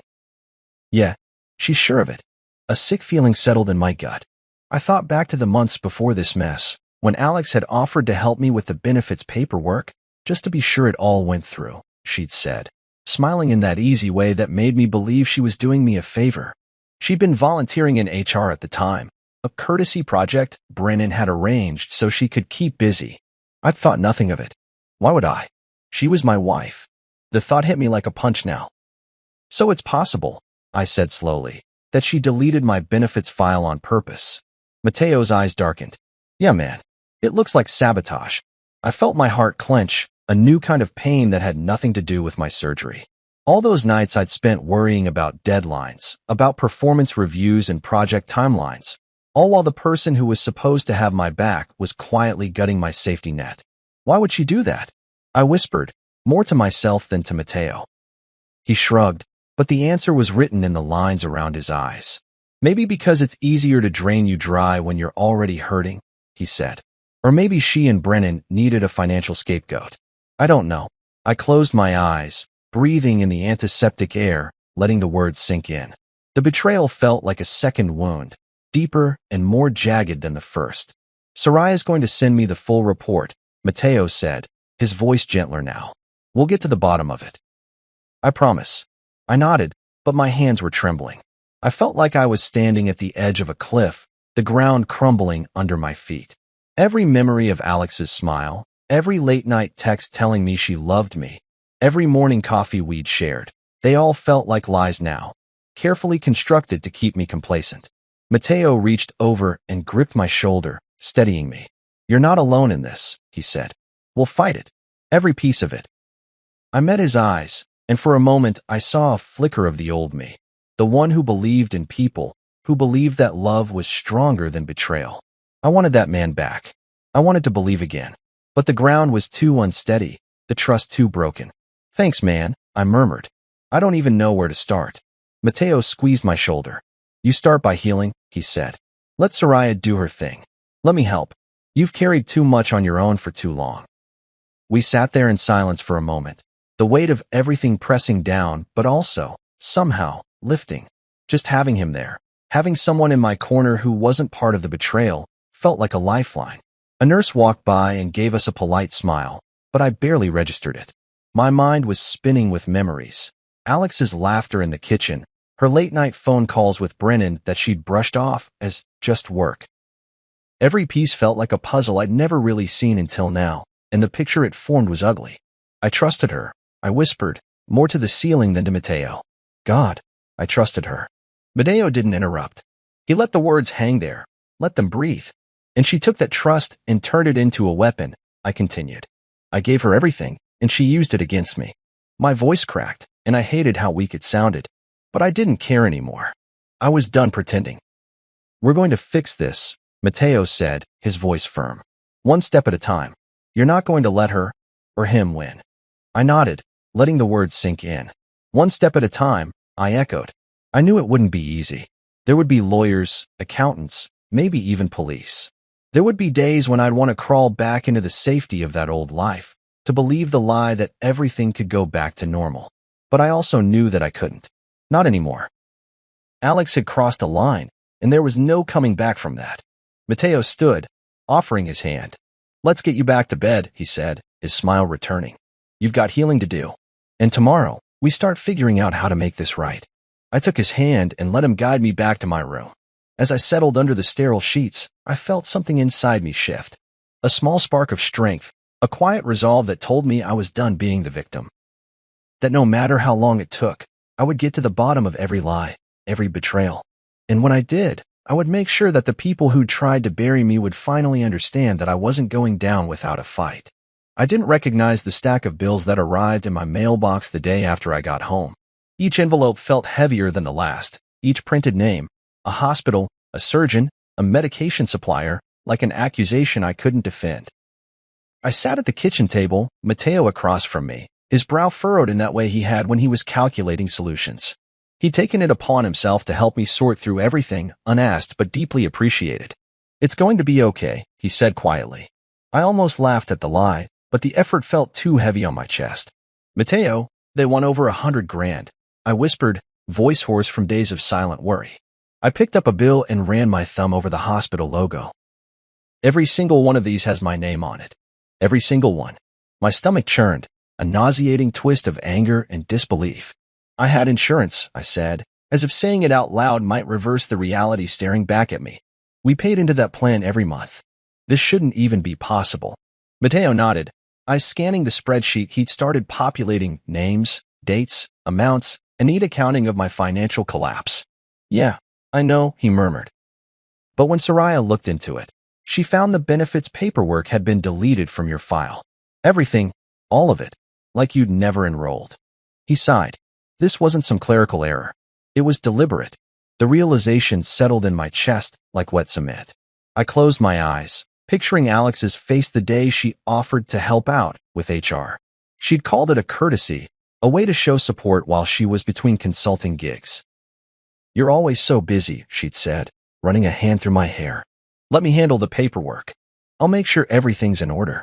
I thanked her. I trusted her. That trust had turned into the biggest mistake of my life. Mateo's fingers drummed lightly on the table, his mind clearly working a mile a minute. I talked to Zaria, he said, eyes flicking to me. She's a forensic accountant now, tough as nails. I gave her access to your accounts, with your permission, and she's already found some weird stuff. He slid a file across the table. I opened it and felt the blood drain from my face. There it was in black and white. Bank withdrawals I didn't recognize. Ghost credit card charges from places I'd never been. But the one that made my hand shake was the transfer, a chunk of money that I'd saved over the years, the safety net for our future. Gone. $42,000, I murmured, my voice cracking. That was supposed to be for our house. Alex always said it got absorbed into expenses. Mateo's jaw clenched. It didn't, he said flatly. Zaria traced it. It went straight to Braincrest Ventures, Brennan's company. Every last cent. I felt like I'd been punched. My vision swam. All those late nights working overtime. Every birthday dinner I'd skipped to save up. Wasted. Betrayed. She lied, I whispered. She stole from me and gave it to him. My hands balled into fists. That was supposed to be our future. She took that and gave it away like it meant nothing. Mateo reached across the table and gripped my wrist. She doesn't get to do this without consequences, he said, his voice low and steady. We'll get it back. We'll fight this. I wanted to believe him. God, I wanted to. But every part of me felt hollow, like someone had scooped out the man I used to be and left an empty shell. I don't even know where to start. I confessed, my voice trembling. Mateo didn't let go. You start with this, he said, pointing to the file. You build a case. You get the right people to see it. And you remember who you are. You're not just a victim, man. You're the guy who fought through surgery alone. You're the guy who's still standing. His words lit a spark in me, a flicker of the fire I thought I'd lost. I straightened in my chair, the pain in my side a reminder that I'd survived worse than this. Okay, I said. Okay, what's the next step? Mateo smiled, a fierce glint in his eyes. We go to Zaria's office, he said. We get every document, every transaction. And we call a lawyer. He leaned in. You have the receipts now? It's time to make them pay. The drive to Zaria's office felt like a journey into the heart of every bad decision I'd ever made. The city blurred by, gray and cold, and I found myself staring at the window's reflection, wondering who the man in the glass even was. Mateo was beside me, talking through the plan, but I only caught fragments: fraud complaints, financial recovery, the possibility of criminal charges. The words were heavy, but they felt right, like armor I could finally wear. Zaria's office was in a converted warehouse, all exposed brick and industrial chic. She met us at the door, a tall woman with sharp eyes and a no-nonsense aura. "Let's get to it," she said, leading us to a conference room filled with printouts and spreadsheets. "I've traced every suspicious transaction," she said, sliding a stack of papers to me. "This is the financial autopsy." I scanned the list: withdrawals from my accounts to shell companies, credit card charges that matched Brennan's travel schedule, payments to consultants I'd never hired. My stomach turned. How did they think they'd get away with this? I asked, voice hoarse. Zaria arched an eyebrow. "Because you trusted them," she said simply. "They counted on that."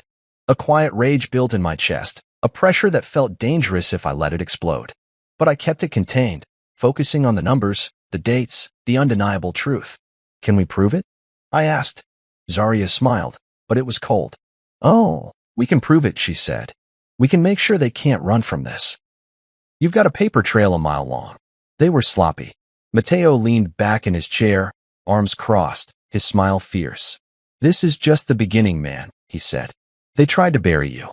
Now you get to bury them." I felt something inside me settle. A quiet resolve that I wasn't done yet.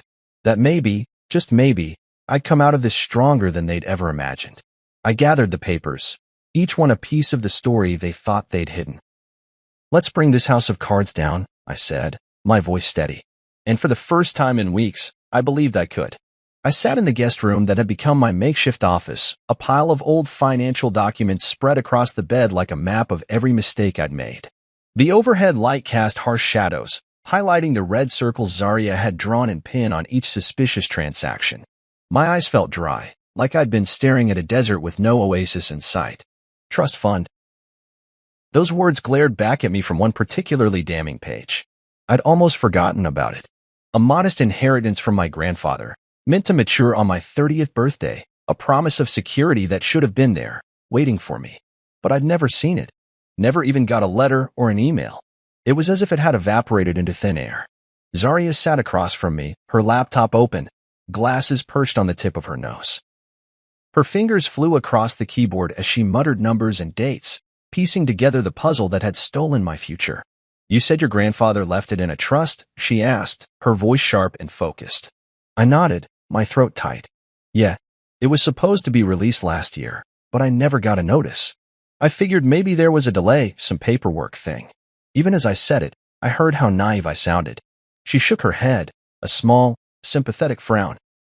"It wasn't a paperwork thing," she said, voice clipped. "It was stolen." She turned the screen toward me, a spreadsheet filled with lines that blurred together until she pointed to a single transaction date, the week after my 30th birthday. "This is when the trust matured," she said, eyes locked on mine. "And this is when it was redirected legally, apparently." She made air quotes with her fingers. "Legally redirected to an account in your name, but you never saw it." My stomach dropped. "How is that even possible?" I croaked. "I never signed anything." Zaria sighed, her face hardening. "You didn't," she said. "But someone did. And your wife had power of attorney access at the time. She was listed as your proxy on file because of the concussion you had." The memory hit like a slap. That concussion, a minor car accident on my way home from work. Alex had fussed over me, made me soup, arranged my follow-up appointments. I'd felt grateful, lucky even, to have a wife who cared enough to handle the paperwork. I'd signed forms she handed me without even reading them, because I trusted her, because I thought she was on my side. Zaria leaned back in her chair, her eyes sharp. "Your signature was on the release form," she said. "But the date? You were in the hospital, recovering. There's no way you signed that." She handed me a printout, my signature staring back at me like a ghost from a life I thought I'd lived honestly. "Brennan's signature is listed as the witness," she added. And that's how they did it. My vision blurred, fury and disbelief clashing in my head until I felt like I might actually explode. "So they forged my signature," I said slowly, the words tasting like poison. "They took the money and left me with nothing." Zaria nodded. "That's exactly what they did." I leaned back, feeling the weight of betrayal pressed down on my chest. "How much was in that trust?" I asked, though part of me didn't want to know. "Enough," she said, her voice gentle. It wasn't millions, but it was a foundation, a way to start over if you ever needed it. And now, she trailed off, but I understood. Now it was gone. I thought about my grandfather, a quiet man who'd worked 2 jobs his whole life just to make sure I'd have a little something to lean on. I remembered the way he'd smile at me across the dinner table, his hands rough from decades of honest work. I wondered what he'd say if he knew the woman I'd married had stolen his gift to me and handed it to her brother. My fists clenched, nails biting into my palms. I'd given Alex everything, my love, my trust, my future, and she'd handed it over like a party favor. I want to get it back, I said, my voice low but certain. Zaria's smile was thin but fierce. We will, she said. We'll file a complaint with the trust administrator. We'll notify the bank that accepted the transfer.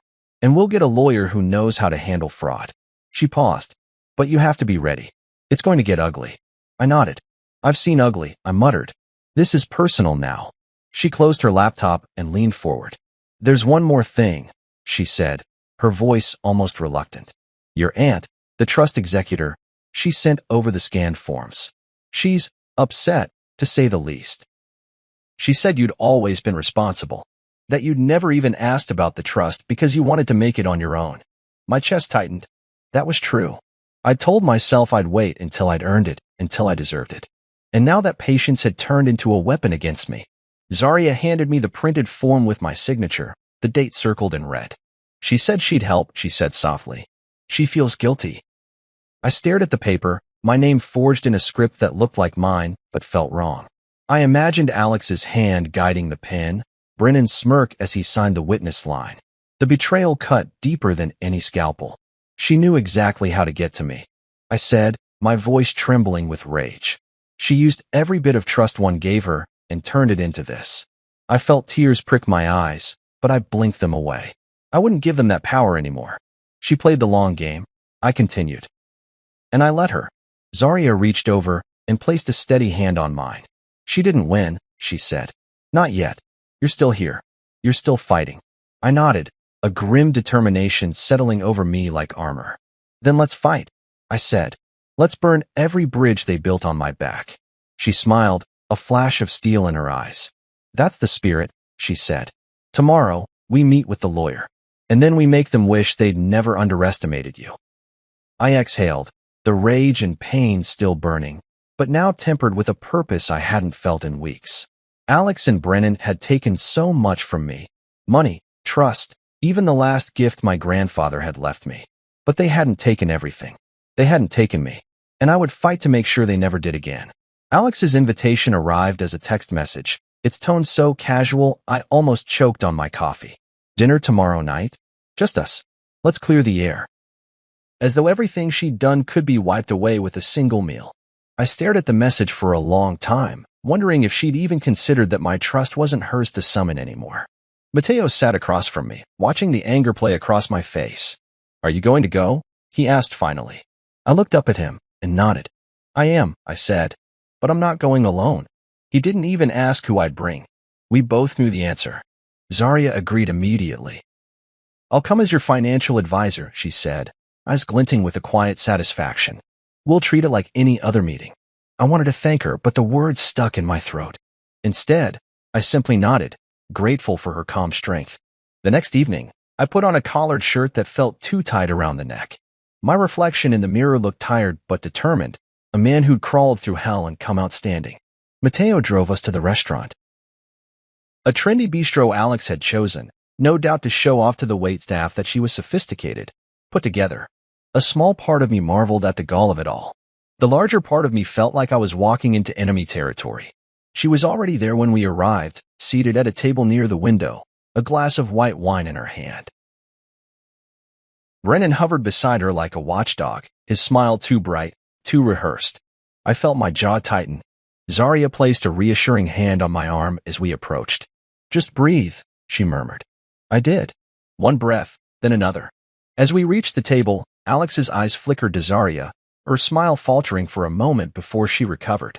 Hi, she said, her tone all warm honey. I didn't realize you'd be bringing someone. She gestured to the empty chairs. Sit, please. Brennan's smirk returned. This is supposed to be a family dinner, he added. You sure you want to bring an outsider? Zarya met his gaze coolly.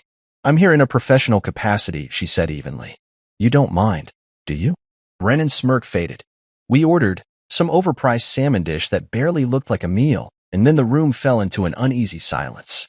Alex cleared her throat and gave me a practiced smile.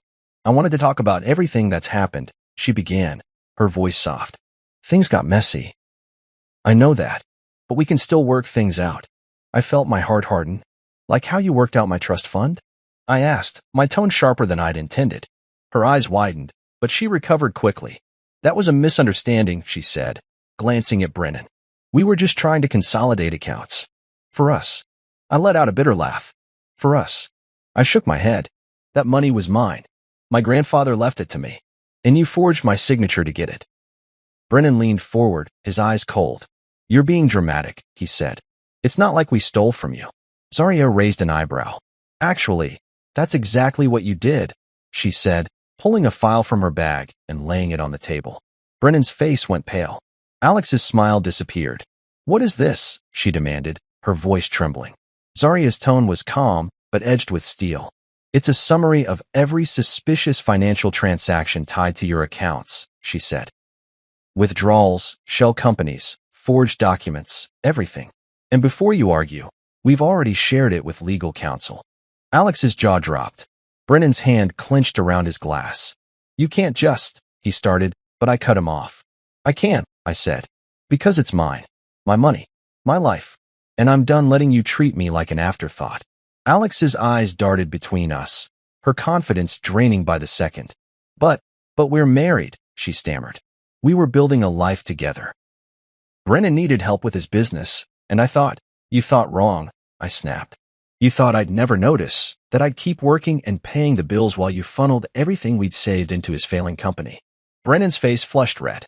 Brencrest Ventures is not failing, he spat. Zarya arched an eyebrow. Then how do you plan to cover the convertible note gap? She asked. His mouth opened, then closed. Alex looked at him, her face crumpling. Brennan, she whispered. His silence was the only answer she needed. Zarya leaned forward, her voice low and lethal. I've already shared everything with the lawyer, she said. You'll both be hearing from them soon. And from the IRS. And from the bank that handled the trust. Alex's face turned white. She looked at me, eyes desperate. Please, she whispered. We can fix this. We can start over. I felt something shift inside me. A final, irrevocable end to whatever love I'd once felt for her. You ended this the day you chose him over me, I said quietly. The day you decided a pitch deck was more important than my life. Brennan made a noise of protest, but Zarya silenced him with a glance. It's over, she said. The accounts are frozen. The authorities are involved. You'd better get yourselves a good lawyer. The waiter brought the check, and I reached for it, but Zarya placed her hand over mine. Let me, she said. Consider it part of the service. Alex watched us, her eyes hollow. Brennan stood abruptly, muttering something about getting ahead of this. I watched them walk away, hand in hand, but I didn't feel the old pang of loss. I felt nothing but relief. I turned to Zarya, my chest light for the first time in months. Thank you, I said. She smiled, a warmth that felt like the sun breaking through clouds. You did the hard part, she said. You faced them. I nodded. Yeah, I murmured. And now I get to rebuild. As we walked out into the night, I realized that I'd finally started to feel free. I didn't know what the future held, but for the first time in a long time, it was mine. 2 weeks passed in a blur of phone calls, legal meetings, and email chains that felt like spider webs tangled around my neck. Every morning, I woke to new messages. My lawyer's crisp summaries of case status updates, Zarya's latest financial discovery, Soraya's HR documentation. All of it stacked in my inbox like a fortress against the chaos that had been my life. Mateo checked in every day, his voice always steady, a lifeline to something that felt real. But the nights were the worst. That's when the memories came. Alex's voice in the conference room, Brennan's smirk as he signed papers that bore my name. Every lie replayed itself like a broken film reel, looping endlessly, daring me to forget. But I didn't. I couldn't. The fallout started quietly. A small article buried on the second page of the business section. Brencrest Ventures under investigation for financial mismanagement. I read it twice, the words sinking in like slow poison. I'd spent so many nights hating myself for missing the signs, for being blind to the games they played. Seeing it in print felt like a public confession of my own failure. But then I saw Brennan's name, printed in black and white, and I realized the game was over. His investors pulled out days later. Mateo called me the moment the news broke. "They're on the run, man," he said, laughter in his voice that was half relief, half disbelief. "They're finally paying the price." Alex's name came up next, quietly at first, just a mention in the HR circles she'd once bragged about. A consulting firm she'd worked with on side projects had flagged her in an internal fraud review. The rumor spread fast, and within days she'd been escorted out, her ID badge confiscated, her email deactivated. I pictured her, standing outside the glass tower she'd once called her second home, clutching a cardboard box of things she'd stolen from me, her eyes wide, her mouth pressed tight. Part of me wanted to feel sorry for her, but that part was small and silent now. When the official fraud complaints hit, it was like the final domino falling. Zaria's reports had laid out every transaction, every forged signature, every shell company. My lawyer filed them all in neat, ruthless succession. The stolen trust fund, the forged documents, the bank transfers. Every piece of evidence was a nail in the coffin they'd built for themselves. Brennan's smirk was gone from my mind now. All I saw was the panic that must have hit him when the bank accounts froze, when the IRS came knocking, when the investors demanded their money back. Alex's excuses, her tears, her promises to make it right, all of them dissolved in the face of cold, hard facts. One evening, as the sun dipped behind the city skyline, I sat on the small balcony of my temporary apartment, the stack of reports in my lap. I watched the light fade and felt something I hadn't felt in months. Peace. Not the kind that comes from forgetting, but the kind that comes from knowing you've done everything you could.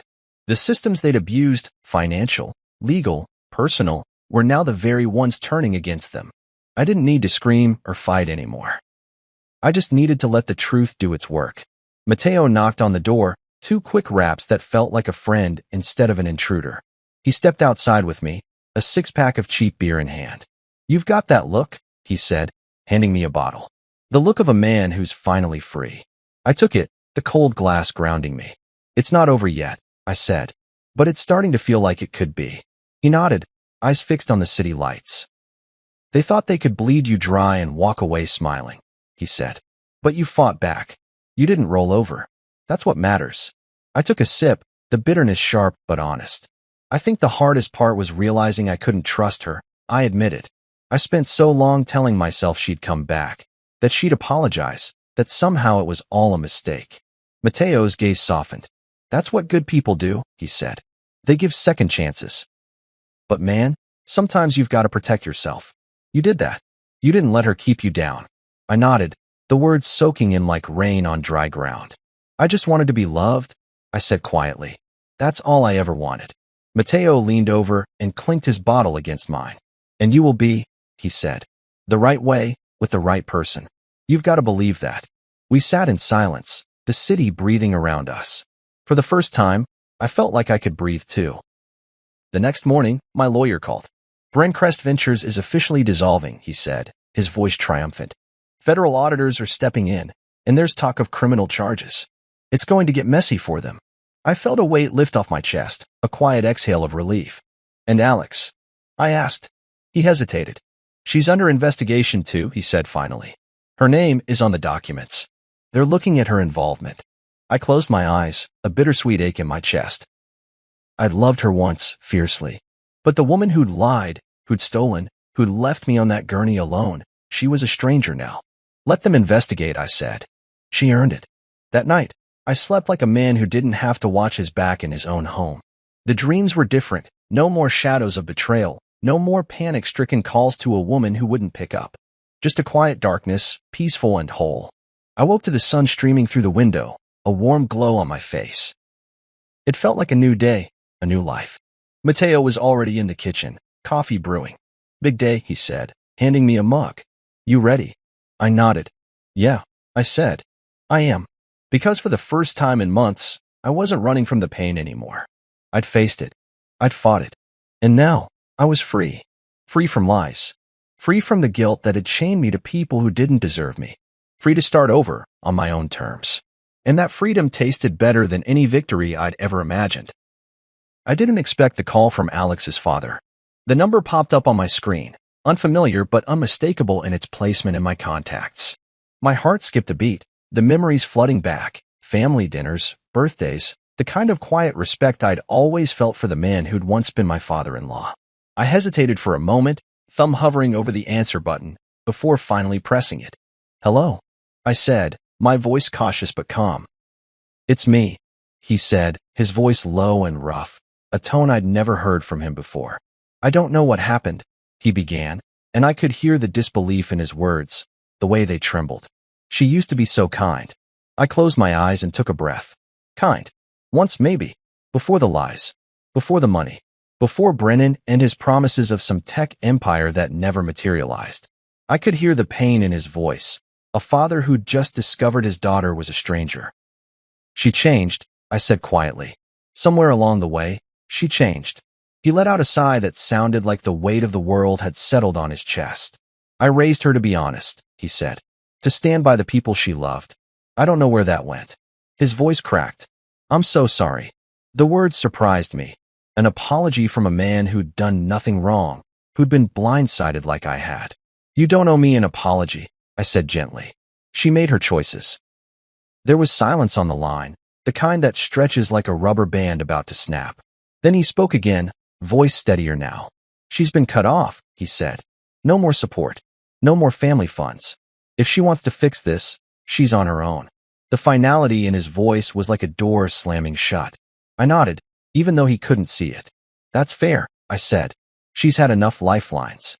A pause, then a sigh. "I always thought you were good for her," he said, the words heavy with regret. "I never thought she'd hurt you like this." My chest tightened. "I never thought she'd hurt me like this, either," I admitted. "But she did." He cleared his throat, his voice softening. "If you need anything, you call me," he said. "I mean that." I swallowed, the words catching in my throat. "Thank you," I whispered. "That means more than you know." We ended the call with a quiet goodbye, a shared sorrow that neither of us could fully name. I set the phone down and stared at the wall, the weight of everything pressing in on me. But there was a strange comfort in knowing he'd seen it too, that even her own father couldn't deny what she'd become. Brennan's call came later that night. I let it go to voicemail, but his voice still crawled through the speaker. "We're family," he said, his tone slick with desperation. "Can we work something out?" I felt a laugh bubble up in my chest, sharp and bitter. "Family," I muttered. "Were we family when I was on the operating table?" I thought of his laughter in the hallway, the way he looked right past me. "Were we family when you drained our accounts to save your app?" I hit delete without listening to the rest. The silence that followed felt like peace. I knew then that the ties they'd once wrapped around me were gone, cut clean. No regrets. The darkness had lifted, and I was free. The day Brennan's company officially dissolved was a day I'd marked on the calendar in red ink. It wasn't that I needed revenge, it was that I needed closure. The final confirmation that I wasn't crazy, that everything I'd felt and feared had been real. I arrived at my new place, a small but sunlit loft that felt like a breath of air after months in the dark, just as my phone buzzed with the email. Brincrest Ventures LLC, dissolution filed. A simple subject line, but it felt like a victory march. I opened the email and read the first line out loud, a small smile playing at the corners of my mouth. "Effective immediately," I said, voice calm but certain. "The company known as Brincrest Ventures is dissolved pending federal investigation." It was more than a document. It was proof. Proof that the web they'd spun was finally unraveling. Mateo was waiting for me inside, a paint roller in hand, his t-shirt splattered with streaks of blue. "You're looking at a free man," he said, grinning as he motioned to the walls. "Help me with this trim, or I'm going to regret offering to help you move." I laughed, the sound light and unburdened. "I'll get the corners," I said, picking up a brush. The smell of fresh paint and new beginnings filled the air, and for the first time in months, I felt like I was building something that couldn't be taken away. Every stroke of the roller was a step forward, every splash of color a promise to myself. I would live, and I would thrive, on my own terms. Zaria stopped by with a stack of files, her eyes shining with victory. "The financial plan is in place," she said, laying the folders on the counter like blueprints for the future. "Your accounts are secure, the trust is restored, and the stolen funds are being recovered. It's going to take time, but you're protected now. She smiled, and I saw the weariness in her eyes, the exhaustion from months of fighting battles that weren't even hers to fight. Thank you, I said, the words thick with gratitude. I don't know how to. She waved me off, her smile turning wry. You don't have to, she said. Just don't let them take your peace again. Later that night, I found myself at the small neighborhood bar down the street. Soraya met me there, a grin on her face that made me feel lighter just seeing it. You look different, she said, sliding a whiskey across the table. Less like a man on a gurney, more like a man who just escaped a sinking ship. I laughed, the sound genuine. I guess that's accurate, I said. We talked about everything and nothing, old jobs, bad dates, the kind of small joys that make life feel worth living. At some point, the conversation drifted to the future. What now? She asked, her eyes curious but gentle. I took a slow sip of my drink, letting the warmth settle in my chest. I don't know, I admitted. But I know it's going to be my future this time. No more lifelines tied to the wrong people. Soraya leaned back, her smile warm. That's a good place to start, she said. And in that moment, I realized that starting over didn't have to mean starting alone. A week later, I was unpacking the last box when I heard a knock at the door. I opened it to find Alex standing there, her eyes hollow, shoulders slumped. She held a small duffel bag in one hand, like she'd just come from some cheap motel. Can we talk? She asked, her voice breaking. For a moment, I hesitated, the old ache stirring in my chest. The part of me that still remembered the girl who'd once held my hand through late nights and hard days. But that girl was gone, replaced by someone who'd sold my trust for a quick win. I stepped aside, motioning her in. She stood in the middle of the room, eyes scanning the fresh paint and the bright light. You've made it nice, she said, voice small. I didn't respond. She shifted on her feet. I've lost everything, she whispered. Brennan's gone. The investors, they're coming after me now. Her voice cracked. I don't know what to do. I took a breath, the pain sharp but necessary. You did this to yourself, I said, my voice firm but not unkind. You had choices. You chose him over me. You chose greed over love. Her eyes filled with tears. We can start over, she pleaded. We can fix this. I shook my head. No, I said.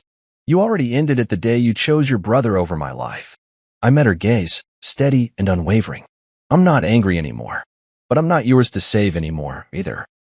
She sobbed then, quiet and broken, the sound of a woman who'd finally realized the consequences of her actions. I watched her go, the door closing behind her like the final period at the end of a long, ugly chapter. I leaned against the frame for a moment, letting the weight of it settle over me.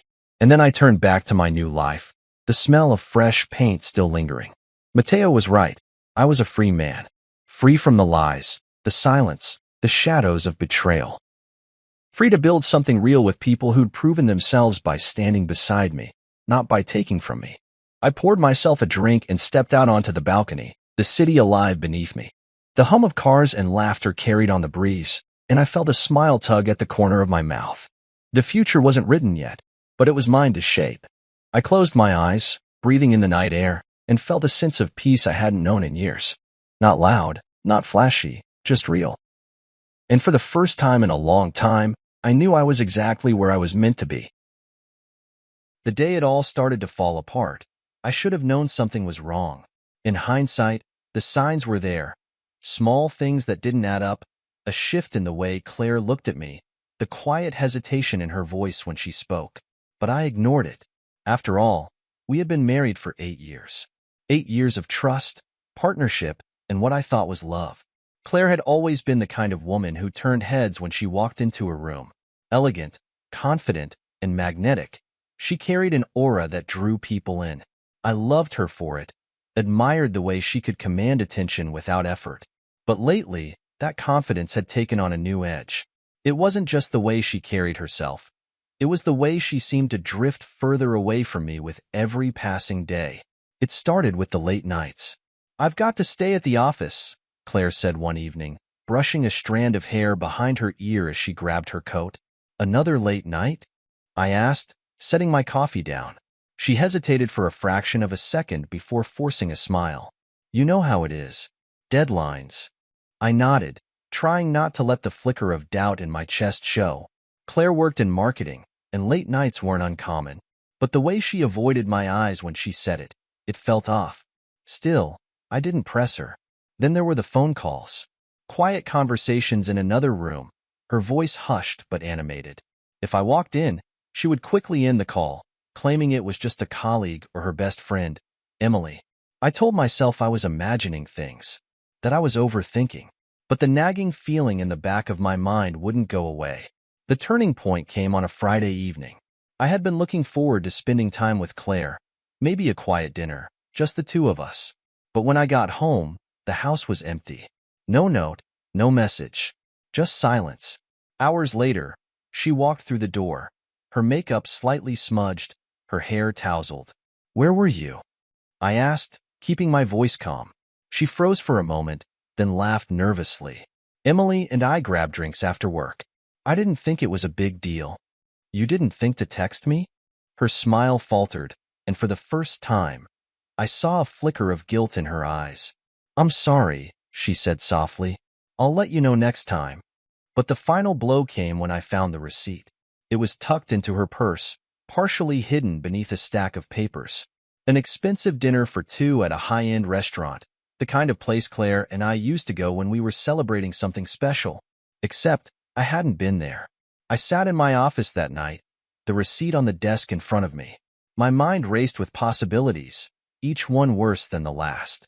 Claire had always been honest with me. At least, I thought she had. The doubts I had been ignoring came crashing down all at once. The late nights, the secretive phone calls, the distance between us. It all pointed to one thing. I wanted to confront her right then and there, but something stopped me. Anger was rising in my chest, but I knew that anger wouldn't solve anything. If Claire was hiding something, I needed to be smart about how I handled it. The next day, I called Daniel, an old friend who worked as a private investigator. We hadn't spoken in years, but he answered on the first ring. "I need your help," I said, my voice steady despite the storm brewing inside me. Daniel didn't ask questions. He simply said, "I'm on it." That night, as Claire sat across from me at the dinner table, laughing about something Emily had said, I felt a pang of sadness. She looked so normal, so comfortable, like everything was fine. But I couldn't shake the feeling that the woman I loved was slipping through my fingers. And as I looked at her, I made a promise to myself. I would find out the truth, no matter how much it hurt. Because something had changed, and I wasn't going to let it destroy me. The days following my conversation with Daniel felt like a slow, torturous countdown. He'd assured me he would be discreet, but the weight of my suspicions hung over me like a storm cloud. Every glance Claire threw my way, every faint smile or casual kiss on the cheek felt rehearsed. Was I imagining it? Or had she always been this distant, and I was just now noticing? I tried to focus on work, burying myself in emails and meetings, but my mind kept drifting back to the receipt, the late nights, and the quiet phone calls. I didn't want to believe she was capable of betrayal, but the evidence was stacking up, piece by piece. 3 days later, Daniel called. His tone was measured, but I could sense the gravity of what he was about to say. "We need to meet," he said. "I have something you need to see." I told him to meet me at my office after hours. When he arrived, he had a folder tucked under his arm and a look on his face that confirmed my worst fears. He didn't waste time. "I followed her after work," he said, handing me the folder. My hands shook slightly as I opened it. Inside were photographs. Claire and a man I didn't recognize, laughing together at a coffee shop, sitting too close at a restaurant, and finally, leaving a hotel hand in hand. The final photo hit me like a punch to the gut. Claire's smile, so genuine, so carefree, was the same one she used to give me. The man with her, tall and confident, looked smug in every shot.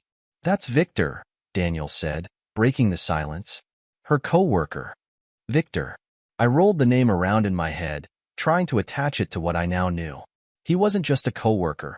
He was the man who had been stealing my wife. "Are you sure this isn't just harmless?" I asked, though I already knew the answer. Daniel gave me a sympathetic look. "Nathan, I wouldn't have brought this to you if I wasn't sure. It's more than an affair. She's emotionally invested." Emotionally invested. The word stung worse than the photos. It wasn't just physical. It was something deeper, something that meant Claire had already left me in her heart. That night, I sat in my car outside our house, staring at the warm glow of the living room lights. Claire was inside, probably texting Victor or thinking about their next secret rendezvous. I clenched the steering wheel, a thousand thoughts racing through my mind. Should I confront her now?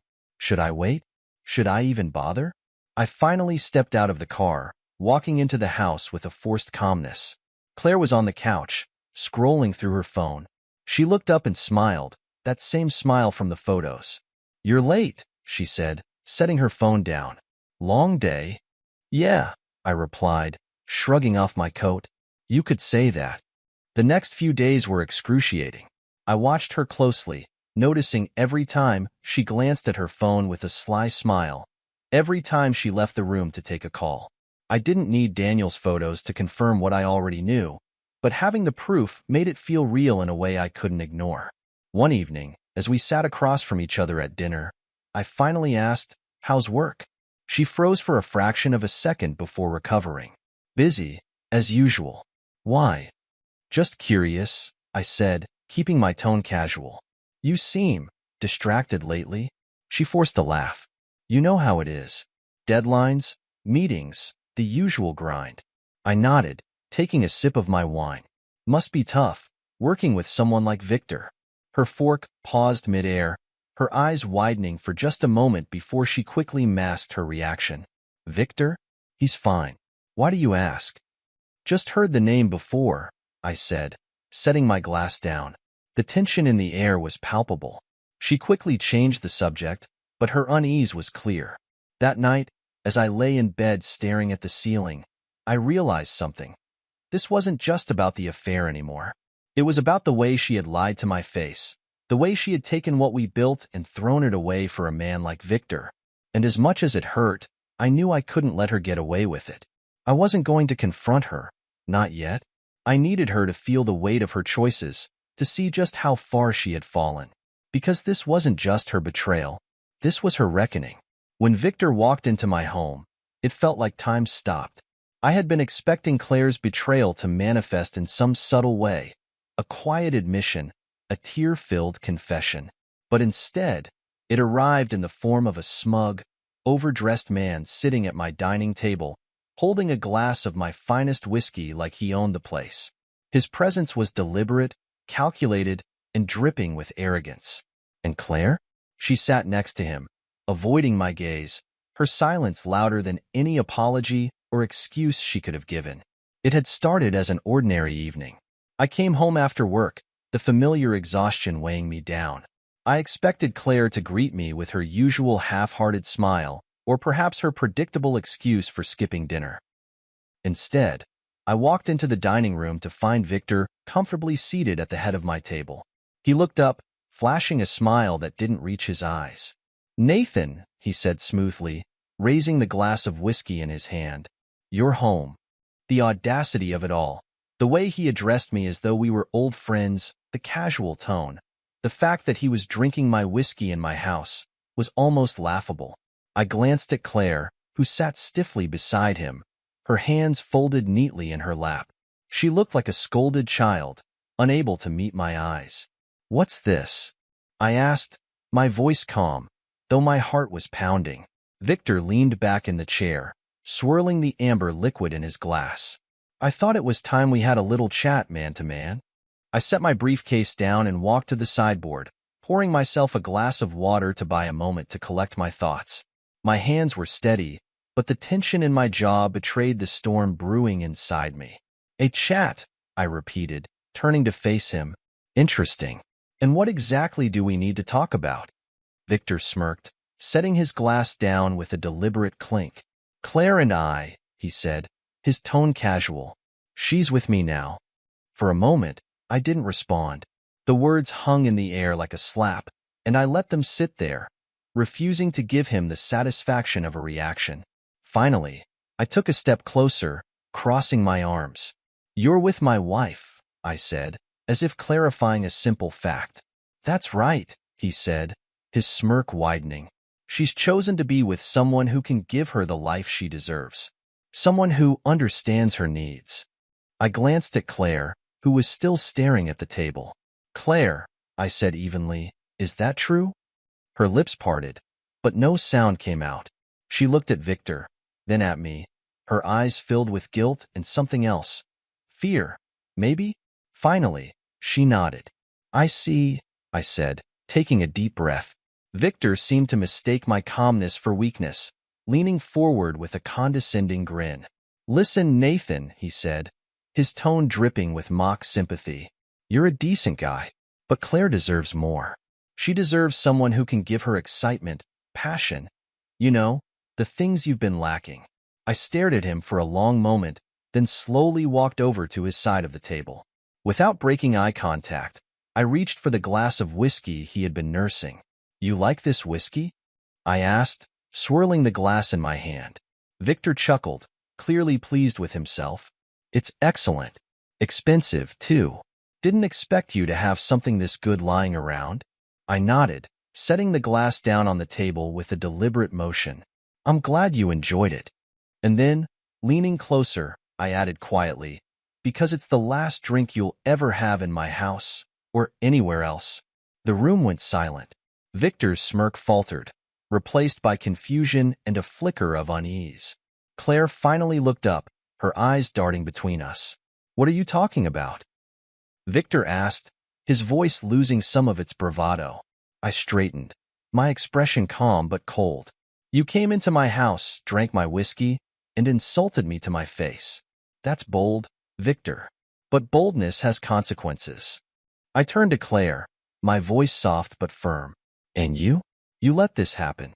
You let him into our home, into our marriage. That's something I'll never forgive. Without another word, I walked out of the room, leaving them sitting in the silence they had created. Victor thought he had won, that his arrogance and charm had cemented his position. But he didn't know me. He didn't know that this was just the beginning. When I walked out of that dining room, leaving Victor and Claire in stunned silence, I wasn't retreating. I was strategizing. Victor thought he had claimed victory, and Claire, well, she had shown me exactly where her loyalties lay. But this wasn't a loss for me. It was the start of something else, a plan to ensure they both understood what it meant to cross me. I've always believed that revenge isn't loud. It's subtle, patient, and precise. And this time, it wasn't just about retaliation. It was about reclaiming my dignity and exposing the flaws in the illusion they had built for themselves. The first step was to gather more information. I called Daniel, my trusted friend and investigator, and explained what had happened. So, the lover decided to make himself at home, Daniel said, his tone dripping with disbelief. This guy has guts.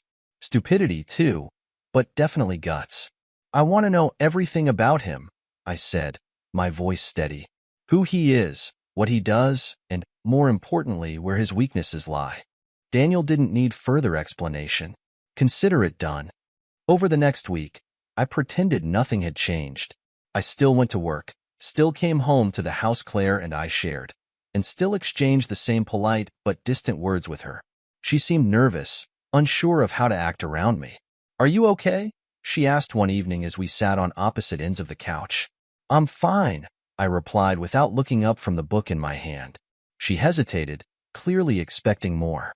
Nathan, I think we should talk. I closed the book and set it on the coffee table, meeting her gaze. Talk about what? She shifted uncomfortably. About us. About what's happening. I leaned back, crossing my arms. What's happening is that you've made your choice, Claire. And now, I'm making mine. Her eyes widened slightly, but I didn't give her a chance to respond. I stood and walked away, leaving her sitting in the dim light of the living room. 2 days later, Daniel called with everything I needed. Victor wasn't just an arrogant man with a penchant for stealing other people's wives. He was also a liar and a fraud. He's been skimming money off the company he works for, Daniel said, his voice laced with satisfaction. Small amounts over time, but it's adding up. If this gets out, he's finished. I smiled for the first time in days. Good work. Keep digging. Victor wasn't the only one under scrutiny. Claire's best friend, Emily, had always been more loyal to her than me. But that didn't mean she was immune to pressure. I invited her out for coffee, under the guise of wanting to talk about Claire. She's struggling, you know, Emily said, stirring her latte. She feels stuck. Stuck? I repeated, letting the word hang in the air. Is that why she's been spending so much time with Victor? Emily's eyes widened, and she stammered, I don't know what you mean. I leaned in slightly, my voice calm but firm. Emily, I know about the affair. I'm not here to argue or fight. I'm here to make sure Claire doesn't ruin herself any further. But I need your help. She hesitated, her loyalty clearly torn. I don't want to get involved. You already are, I replied, whether you admit it or not. Now, you can either help me or watch Claire burn everything she's built to the ground. Emily's resolve crumbled, and she nodded reluctantly.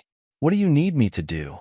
With Emily's subtle influence and Daniel's relentless digging, I began piecing together a plan. Victor's financial misdeeds, his inflated ego, and his lack of foresight would all work against him. Claire's indecision and guilt would be her undoing. I wasn't just playing the game anymore. I was rewriting the rules. One evening, as Claire left the house to meet Victor, I watched her from the window, my expression unreadable. She didn't know it yet, but the life she thought she wanted, the man she thought would save her, was about to come crashing down, and I would be there to make sure she felt every moment of it. Because this wasn't just about revenge. It was about making sure she and Victor understood that some battles are won before they even begin. Victor was predictable. That was his first mistake. His arrogance made him think he was invincible, that no one could touch him. Claire might have been blinded by his charm, but I wasn't. I saw him for what he was, a man who thrived on illusion, who built his life on lies and confidence games. And now, those lies were going to be his undoing. The first step of my plan was simple. Let him think he'd won. Victor believed he'd humiliated me, that his little stunt in my dining room was the final blow. But he didn't realize I wasn't a man to crumble under pressure. I didn't shout. I didn't threaten. I strategized. I kept my distance from Claire, letting her settle into the illusion that I was retreating, giving up. She took the bait, growing bolder in her affair. She didn't even bother hiding her late nights anymore. I'll be home late tonight, she said casually one morning as she grabbed her coat. Big client meeting. I looked up from my coffee, feigning indifference. Another late night? You've been busy lately. She hesitated, her eyes darting to mine for a brief second. You know how it is. I nodded, hiding my smirk behind the rim of my coffee mug. I knew exactly where she was going and who she was meeting. While Claire was busy playing the role of Victor's devoted companion, I was busy building my case. Daniel had been digging deeper into Victor's finances, and the results were even better than I'd hoped. He's been skimming funds from his company for years, Daniel explained during one of our late-night calls. But here's the kicker. He's been funneling it into a shell corporation in Claire's name. I froze, gripping the phone tighter. In her name? Yep, Daniel confirmed. If this goes public, she'll be implicated too. Whether she knows about it or not, she's tied to him now. It was a reckless move on Victor's part, but it gave me exactly what I needed. The next step was to involve Sophia, Victor's ex-girlfriend.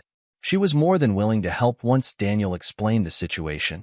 Victor is a manipulative bastard, she said during our first meeting. I should have seen it sooner, but he's good at pretending to be something he's not. Her insight was invaluable. She gave me details about his behavior, his patterns, and most importantly, his weaknesses. Victor's need for control and validation would be his downfall. With everything in place, it was time to set the trap. I reached out to Victor under the guise of wanting to clear the air. I've been thinking, I said when he answered my call. There's no point in dragging this out. Claire's made her choice, and I respect that. But I think it's only fair we meet man-to-man to discuss how to move forward. Victor's smugness was palpable even over the phone. I'm glad you're finally seeing reason, Nathan. Let's meet for a drink. Actually, I replied, I have a business proposition I think you'll be interested in, something that could benefit us both. His greed outweighed his caution, just as I knew it would. I'm listening. We agreed to meet at an upscale bar, the kind of place where Victor would feel in his element. I arrived early, taking a seat in a quiet corner. When he walked in, his confidence was evident in every step. Nathan, he said, extending his hand as he sat down. "Glad to see you're taking this like a man." I forced a polite smile. I figured it's time to move on.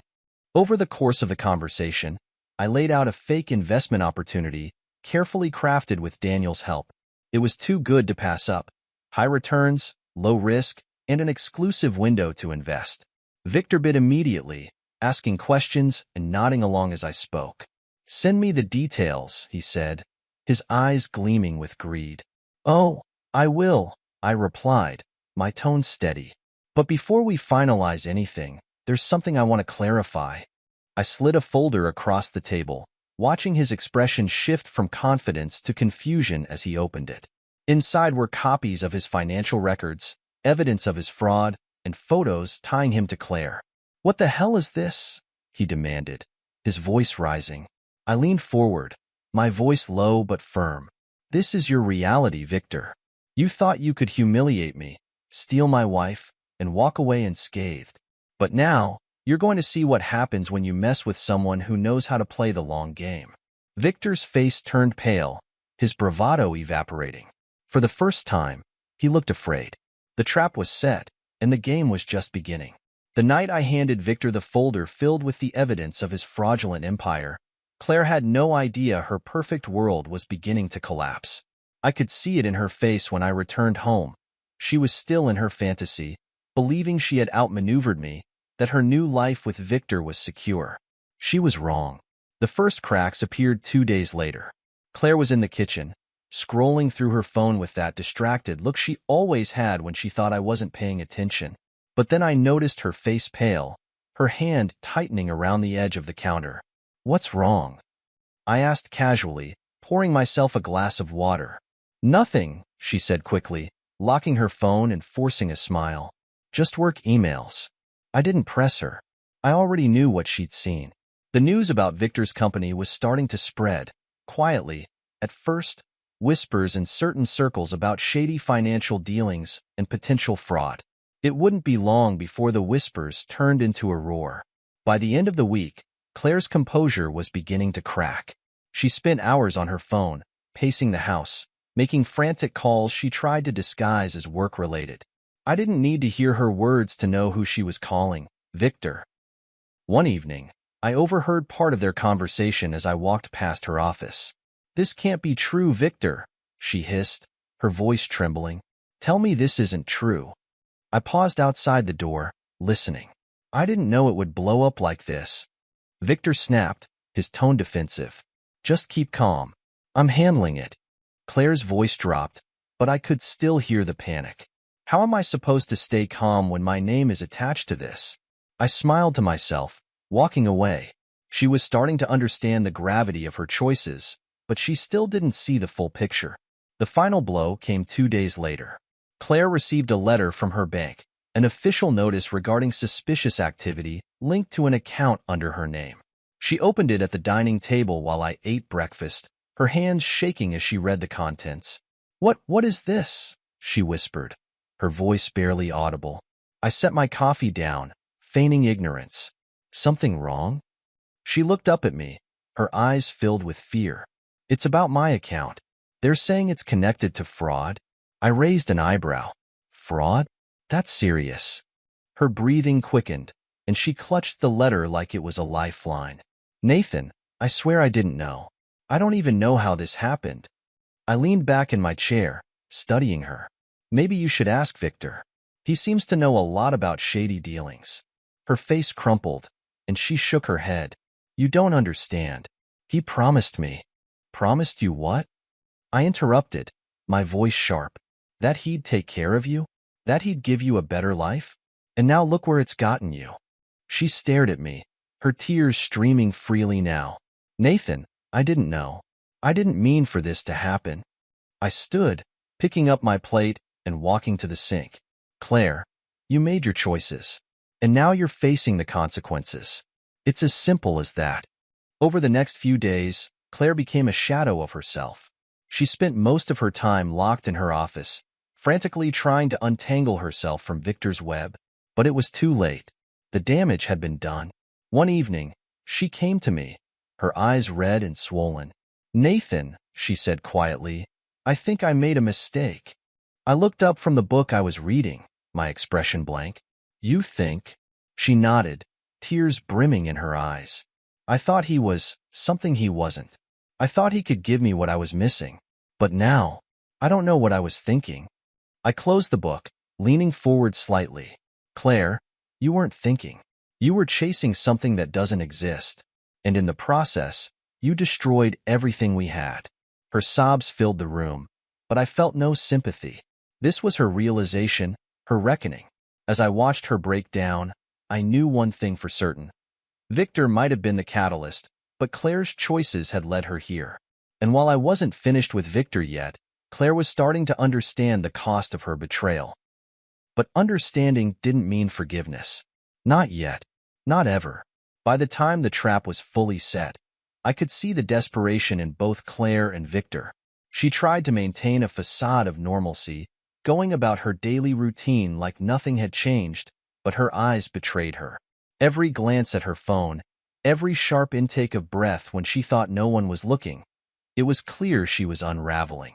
Victor, on the other hand, was quieter now. The smug arrogance he'd carried into my home was gone, replaced by a nervous edge. He was being squeezed from every side.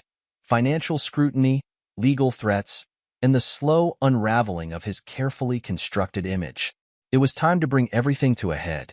I invited Victor to a business dinner, choosing a high-profile restaurant where every corner of the room would witness what I was about to do. I framed it as an opportunity to settle things between us, pitching it as a way for him to save face. He arrived a few minutes late, as expected. Victor couldn't resist making an entrance, even when the walls were closing in on him. He wore a tailored suit that he likely couldn't afford anymore, his hair slicked back in his trademark style. "Nathan," he said, extending his hand as he sat down, "I appreciate the invite. Shows you're a bigger man than I gave you credit for." I smirked, shaking his hand briefly before sitting across from him. "I figured it's time we had a real conversation." He nodded, signaling the waiter for a glass of wine. His confidence, though diminished, still flickered behind his eyes. "I'm glad you're willing to move forward. Claire mentioned you've been handling this well." At the mention of her name, I clenched my jaw but kept my tone neutral. Claire and I have always had a unique relationship. I believe in clarity and closure, Victor. That's why we're here. As the dinner progressed, I kept the conversation light, allowing him to settle into a false sense of security. He talked about his ambitions, his vision for the future, and the opportunities he believed I could help him unlock. "I think we could benefit from collaboration," he said, leaning forward with a grin. "You're a smart man, Nathan. You know when to pivot." "Pivot," I repeated, swirling the whiskey in my glass. "An interesting word. And what exactly do you think I should pivot to, Victor?" He chuckled, mistaking my calm demeanor for interest. "Something bigger. Something profitable. I've got a deal in the works that could be life-changing for both of us." That was my cue. I reached into my briefcase and pulled out a thin folder, sliding it across the table. "What's this?" Victor asked, his grin faltering. "Something I thought you'd appreciate," I said, my tone calm. He opened the folder, his eyes scanning the documents inside. His face turned pale as he realized what he was looking at, proof of his fraudulent activities, the shell companies, and his attempts to tie Claire to his schemes. I don't understand," he stammered, his voice barely above a whisper. "Oh, I think you do," I replied, leaning forward. "You've been skimming from your company, laundering money through shell corporations, and tying my wife's name to your dirty deals. Did you think no one would notice?" Victor's hands shook as he closed the folder. This doesn't have to go public," he said quickly. "We can work something out." I smiled, shaking my head. "You're right. It doesn't have to go public if you disappear." The color drained from his face as my words sank in. "Disappear?" he repeated. "You've got 48 hours to shut down your operations, leave this city, and never contact Claire again," I said, my voice steady. "If I so much as hear your name, this folder goes to the authorities, your investors, and every journalist I can find." Victor opened his mouth to argue, but no words came out. He knew he had no leverage, no way to counter what I just laid out. By the time the dinner ended, Victor was a shell of the man who had sat at my dining table weeks earlier, drinking my whiskey and mocking me.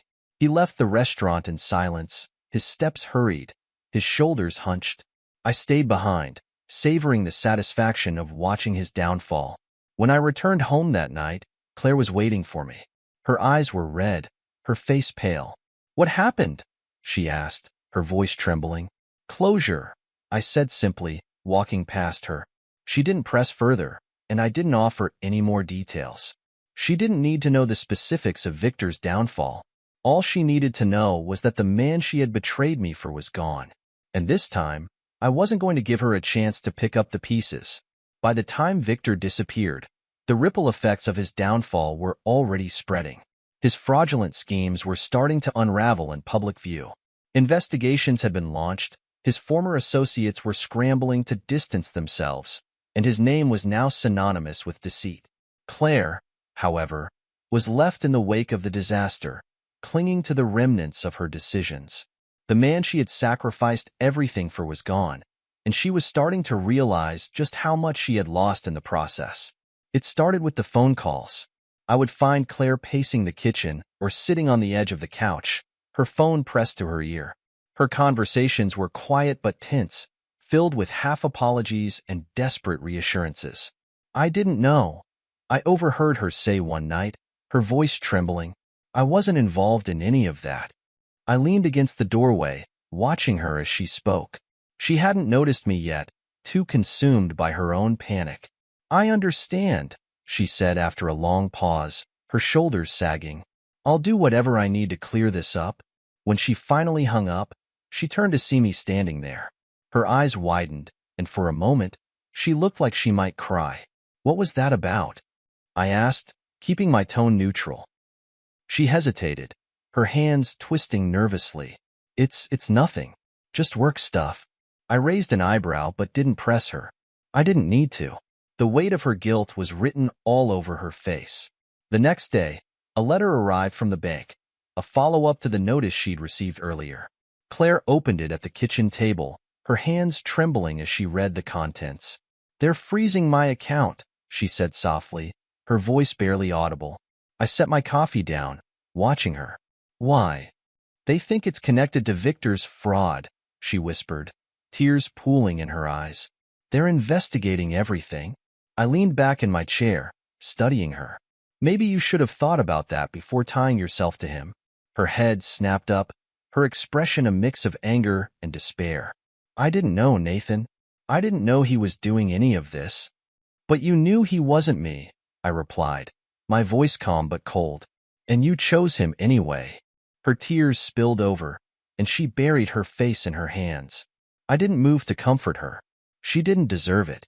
Over the next week, Claire's carefully constructed world continued to crumble. Her friends, once so eager to bask in her glow, began to distance themselves. Sophie, her closest confidant, stopped returning her calls. The whispers about Victor's downfall had reached every corner of their social circle, and no one wanted to be associated with the scandal. One afternoon, Claire sat on the couch staring at her phone, scrolling aimlessly through her messages. "They're all gone," she said quietly, her voice hollow. "Who?" I asked, not looking up from my book. "My friends," she replied. "Sophie, Emily, everyone. They won't even talk to me anymore." I shrugged. I guess loyalty only goes so far. She shot me a wounded look, but I didn't care. She had chosen her path, and now she was reaping the consequences. Claire tried to make amends, but every attempt felt hollow. She started cooking dinner again, leaving handwritten notes on my desk, even cleaning the house obsessively. It was like she thought she could scrub away her guilt. One evening, she sat across from me at the dining table, her hands clasped tightly together.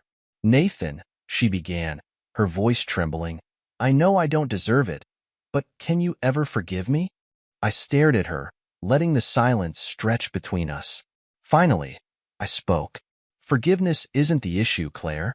Trust is. And once that's broken, it's almost impossible to get back." Her face crumpled, and she covered her mouth with her hand to stifle a sob. I stood, taking my plate to the sink, leaving her to process the weight of my words. That night, As I lay in bed, I thought about how far we had come from the life we once shared. Claire had destroyed what we had for the illusion of something better, and now she was left with nothing. I didn't feel satisfaction in her pain, only a strange sense of closure. She was finally beginning to understand the cost of her choices. But understanding didn't mean redemption. Not for her, not for us, and certainly not for the man who had tried to replace me. The fallout from Victor's collapse was complete. His financial schemes had been exposed, his reputation obliterated, and his circle of enablers scattered. But Claire, no, Vanessa, as I'd begun calling her in my mind to separate her from the woman I once loved, was the one left standing in the ashes. The realization of her role in all of it had hit her hard, and now she was desperate.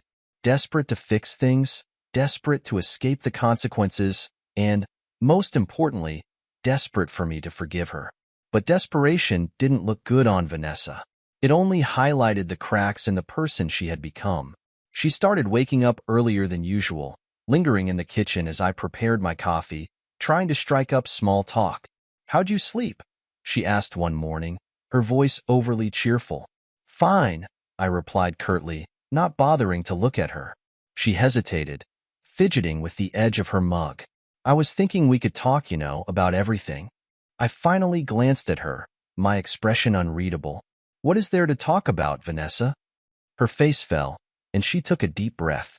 I need you to understand. I didn't know what Victor was doing. I didn't know he was using me." I set my mug down, leaning against the counter. "You didn't know? Or you didn't care to ask? Because from where I'm standing, you didn't care about much of anything besides what he could give you." Her eyes filled with tears, but I didn't let them sway me. I'd seen this performance too many times before. That evening, she tried again. This time, she cooked dinner, something she hadn't done in months. The scent of roasted chicken filled the house as she set the table with our old wedding china, the kind she used to bring out for special occasions. I walked into the dining room, my eyebrows raised. "What's all this?" She smiled nervously, tucking a stray strand of hair behind her ear. "I thought we could have a nice dinner. Just the two of us." I stared at her for a moment, then shrugged. "Sure. Why not?" The meal was delicious, but the tension at the table was palpable. Vanessa kept glancing at me, waiting for me to say something, to acknowledge her effort. Finally, she broke the silence. "Nathan, I know I've made mistakes. I know I hurt you, but I'm trying. I'm trying to make it right." I set my fork down, meeting her gaze. "You're trying now because you're out of options. If Victor hadn't gone down, would you even be sitting here, saying this to me?" Her lip quivered, and she looked down at her plate. "I don't know," she admitted softly. "Exactly," I said, leaning back in my chair. "You didn't care about making things right when you thought you were winning. But now that you've lost, you want forgiveness. That's not how it works, Vanessa." Her attempts didn't stop there. Over the next few days, she tried everything. Handwritten letters apologizing for her betrayal, tearful pleas for me to give her another chance, even suggesting we go to counseling together. "You owe it to us to try," she said one night, her voice breaking. "I owe you nothing," I replied coldly. "You destroyed what we had, and now you're paying the price for your choices." Her sobs filled the room, but I didn't flinch. I'd spent too long being the man who gave everything while she took and took without a second thought. The final straw came when I caught her trying to reach out to Victor. She thought I wouldn't notice, but I saw the text on her phone when she left it on the counter. "Victor, I need to talk. Please call me," it read. When she returned to the kitchen, I held up the phone, my expression icy. "Still not done with him, are you?" Her face turned red, and she stammered, I needed closure." "Closure?" I repeated, my voice rising. "You don't need closure, Vanessa. You need accountability. But you've spent so much time avoiding it that you wouldn't recognize it if it slapped you in the face." I tossed the phone onto the counter and walked out, leaving her standing there, tears streaming down her face. That night, as I lay in bed, I realized something. Vanessa wasn't capable of change. She could apologize, cry, and beg all she wanted, but the core of who she was remained the same. And I deserved better. Her desperation wasn't about love or regret. It was about fear. Fear of being alone, fear of losing the life she'd taken for granted. But I wasn't afraid anymore. And for the first time in months, I felt free. The morning I left, the air felt heavy, as though even the house could sense the end. I'd packed my bags the night before, methodically and silently, while Vanessa sat in the living room, staring blankly at the TV. She hadn't said much in the last few days. Maybe she knew this was coming. Maybe she still thought she could fix it. She was wrong. I stood in the hallway, my suitcase by my side, looking at the house we had once shared. The walls were filled with memories, pictures from vacations, framed art we had picked out together, echoes of laughter that felt like they belonged to another lifetime. But the weight of betrayal had tainted every inch of it. Vanessa appeared in the doorway of the bedroom, her face pale and her eyes swollen from another sleepless night. "You're really leaving," she said, her voice barely above a whisper. "Yes," I replied, my tone steady. "I am." She took a shaky step forward, her hands clasped together as though trying to hold herself together. "Nathan, please, don't do this. We can fix this. I'll do whatever it takes. Just give me another chance." I sighed, meeting her gaze. "Vanessa, I've given you every chance, and you chose to destroy what we had. You chose him." Her tears spilled over, and she shook her head. "I made a mistake. I see that now. But we can rebuild." "No," I interrupted, my voice firm but not unkind. "We can't, because I don't trust you anymore. And without trust, there's nothing left to rebuild." She sobbed openly then, her shoulders shaking as she covered her face with her hands. For a brief moment, I felt a pang of sadness, but it wasn't enough to stop me. I had given her everything, my love, my loyalty, my patience, and she had thrown it all away. "I didn't want it to end like this," she choked out, her voice muffled by her tears. "Neither did I," said softly. "But this is the bed you made, Vanessa. Now you have to lie in it." I picked up my suitcase and walked toward the door. She followed me, her pleas growing quieter, more desperate. But I didn't turn around. I couldn't. As I stepped outside, the morning sun hit my face, and for the first time in what felt like forever, I took a deep breath. The weight on my chest, the constant tension and anger, started to lift. I wasn't walking away from my life. I was walking towards something better. Vanessa stood in the doorway, watching as I put my suitcase in the trunk of my car. "Nathan," she called out one last time, her voice trembling. I paused, looking back at her. She looked small, broken, like a shadow of the woman I once loved.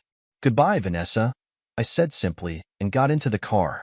As I drove away, I felt a strange mix of emotions: sadness, relief, and hope. Sadness for what we had lost, relief that I was finally free, and hope for the life waiting for me beyond the wreckage. For the first time in a long time, I felt like myself again. This wasn't the end of my story. It was the beginning of something new.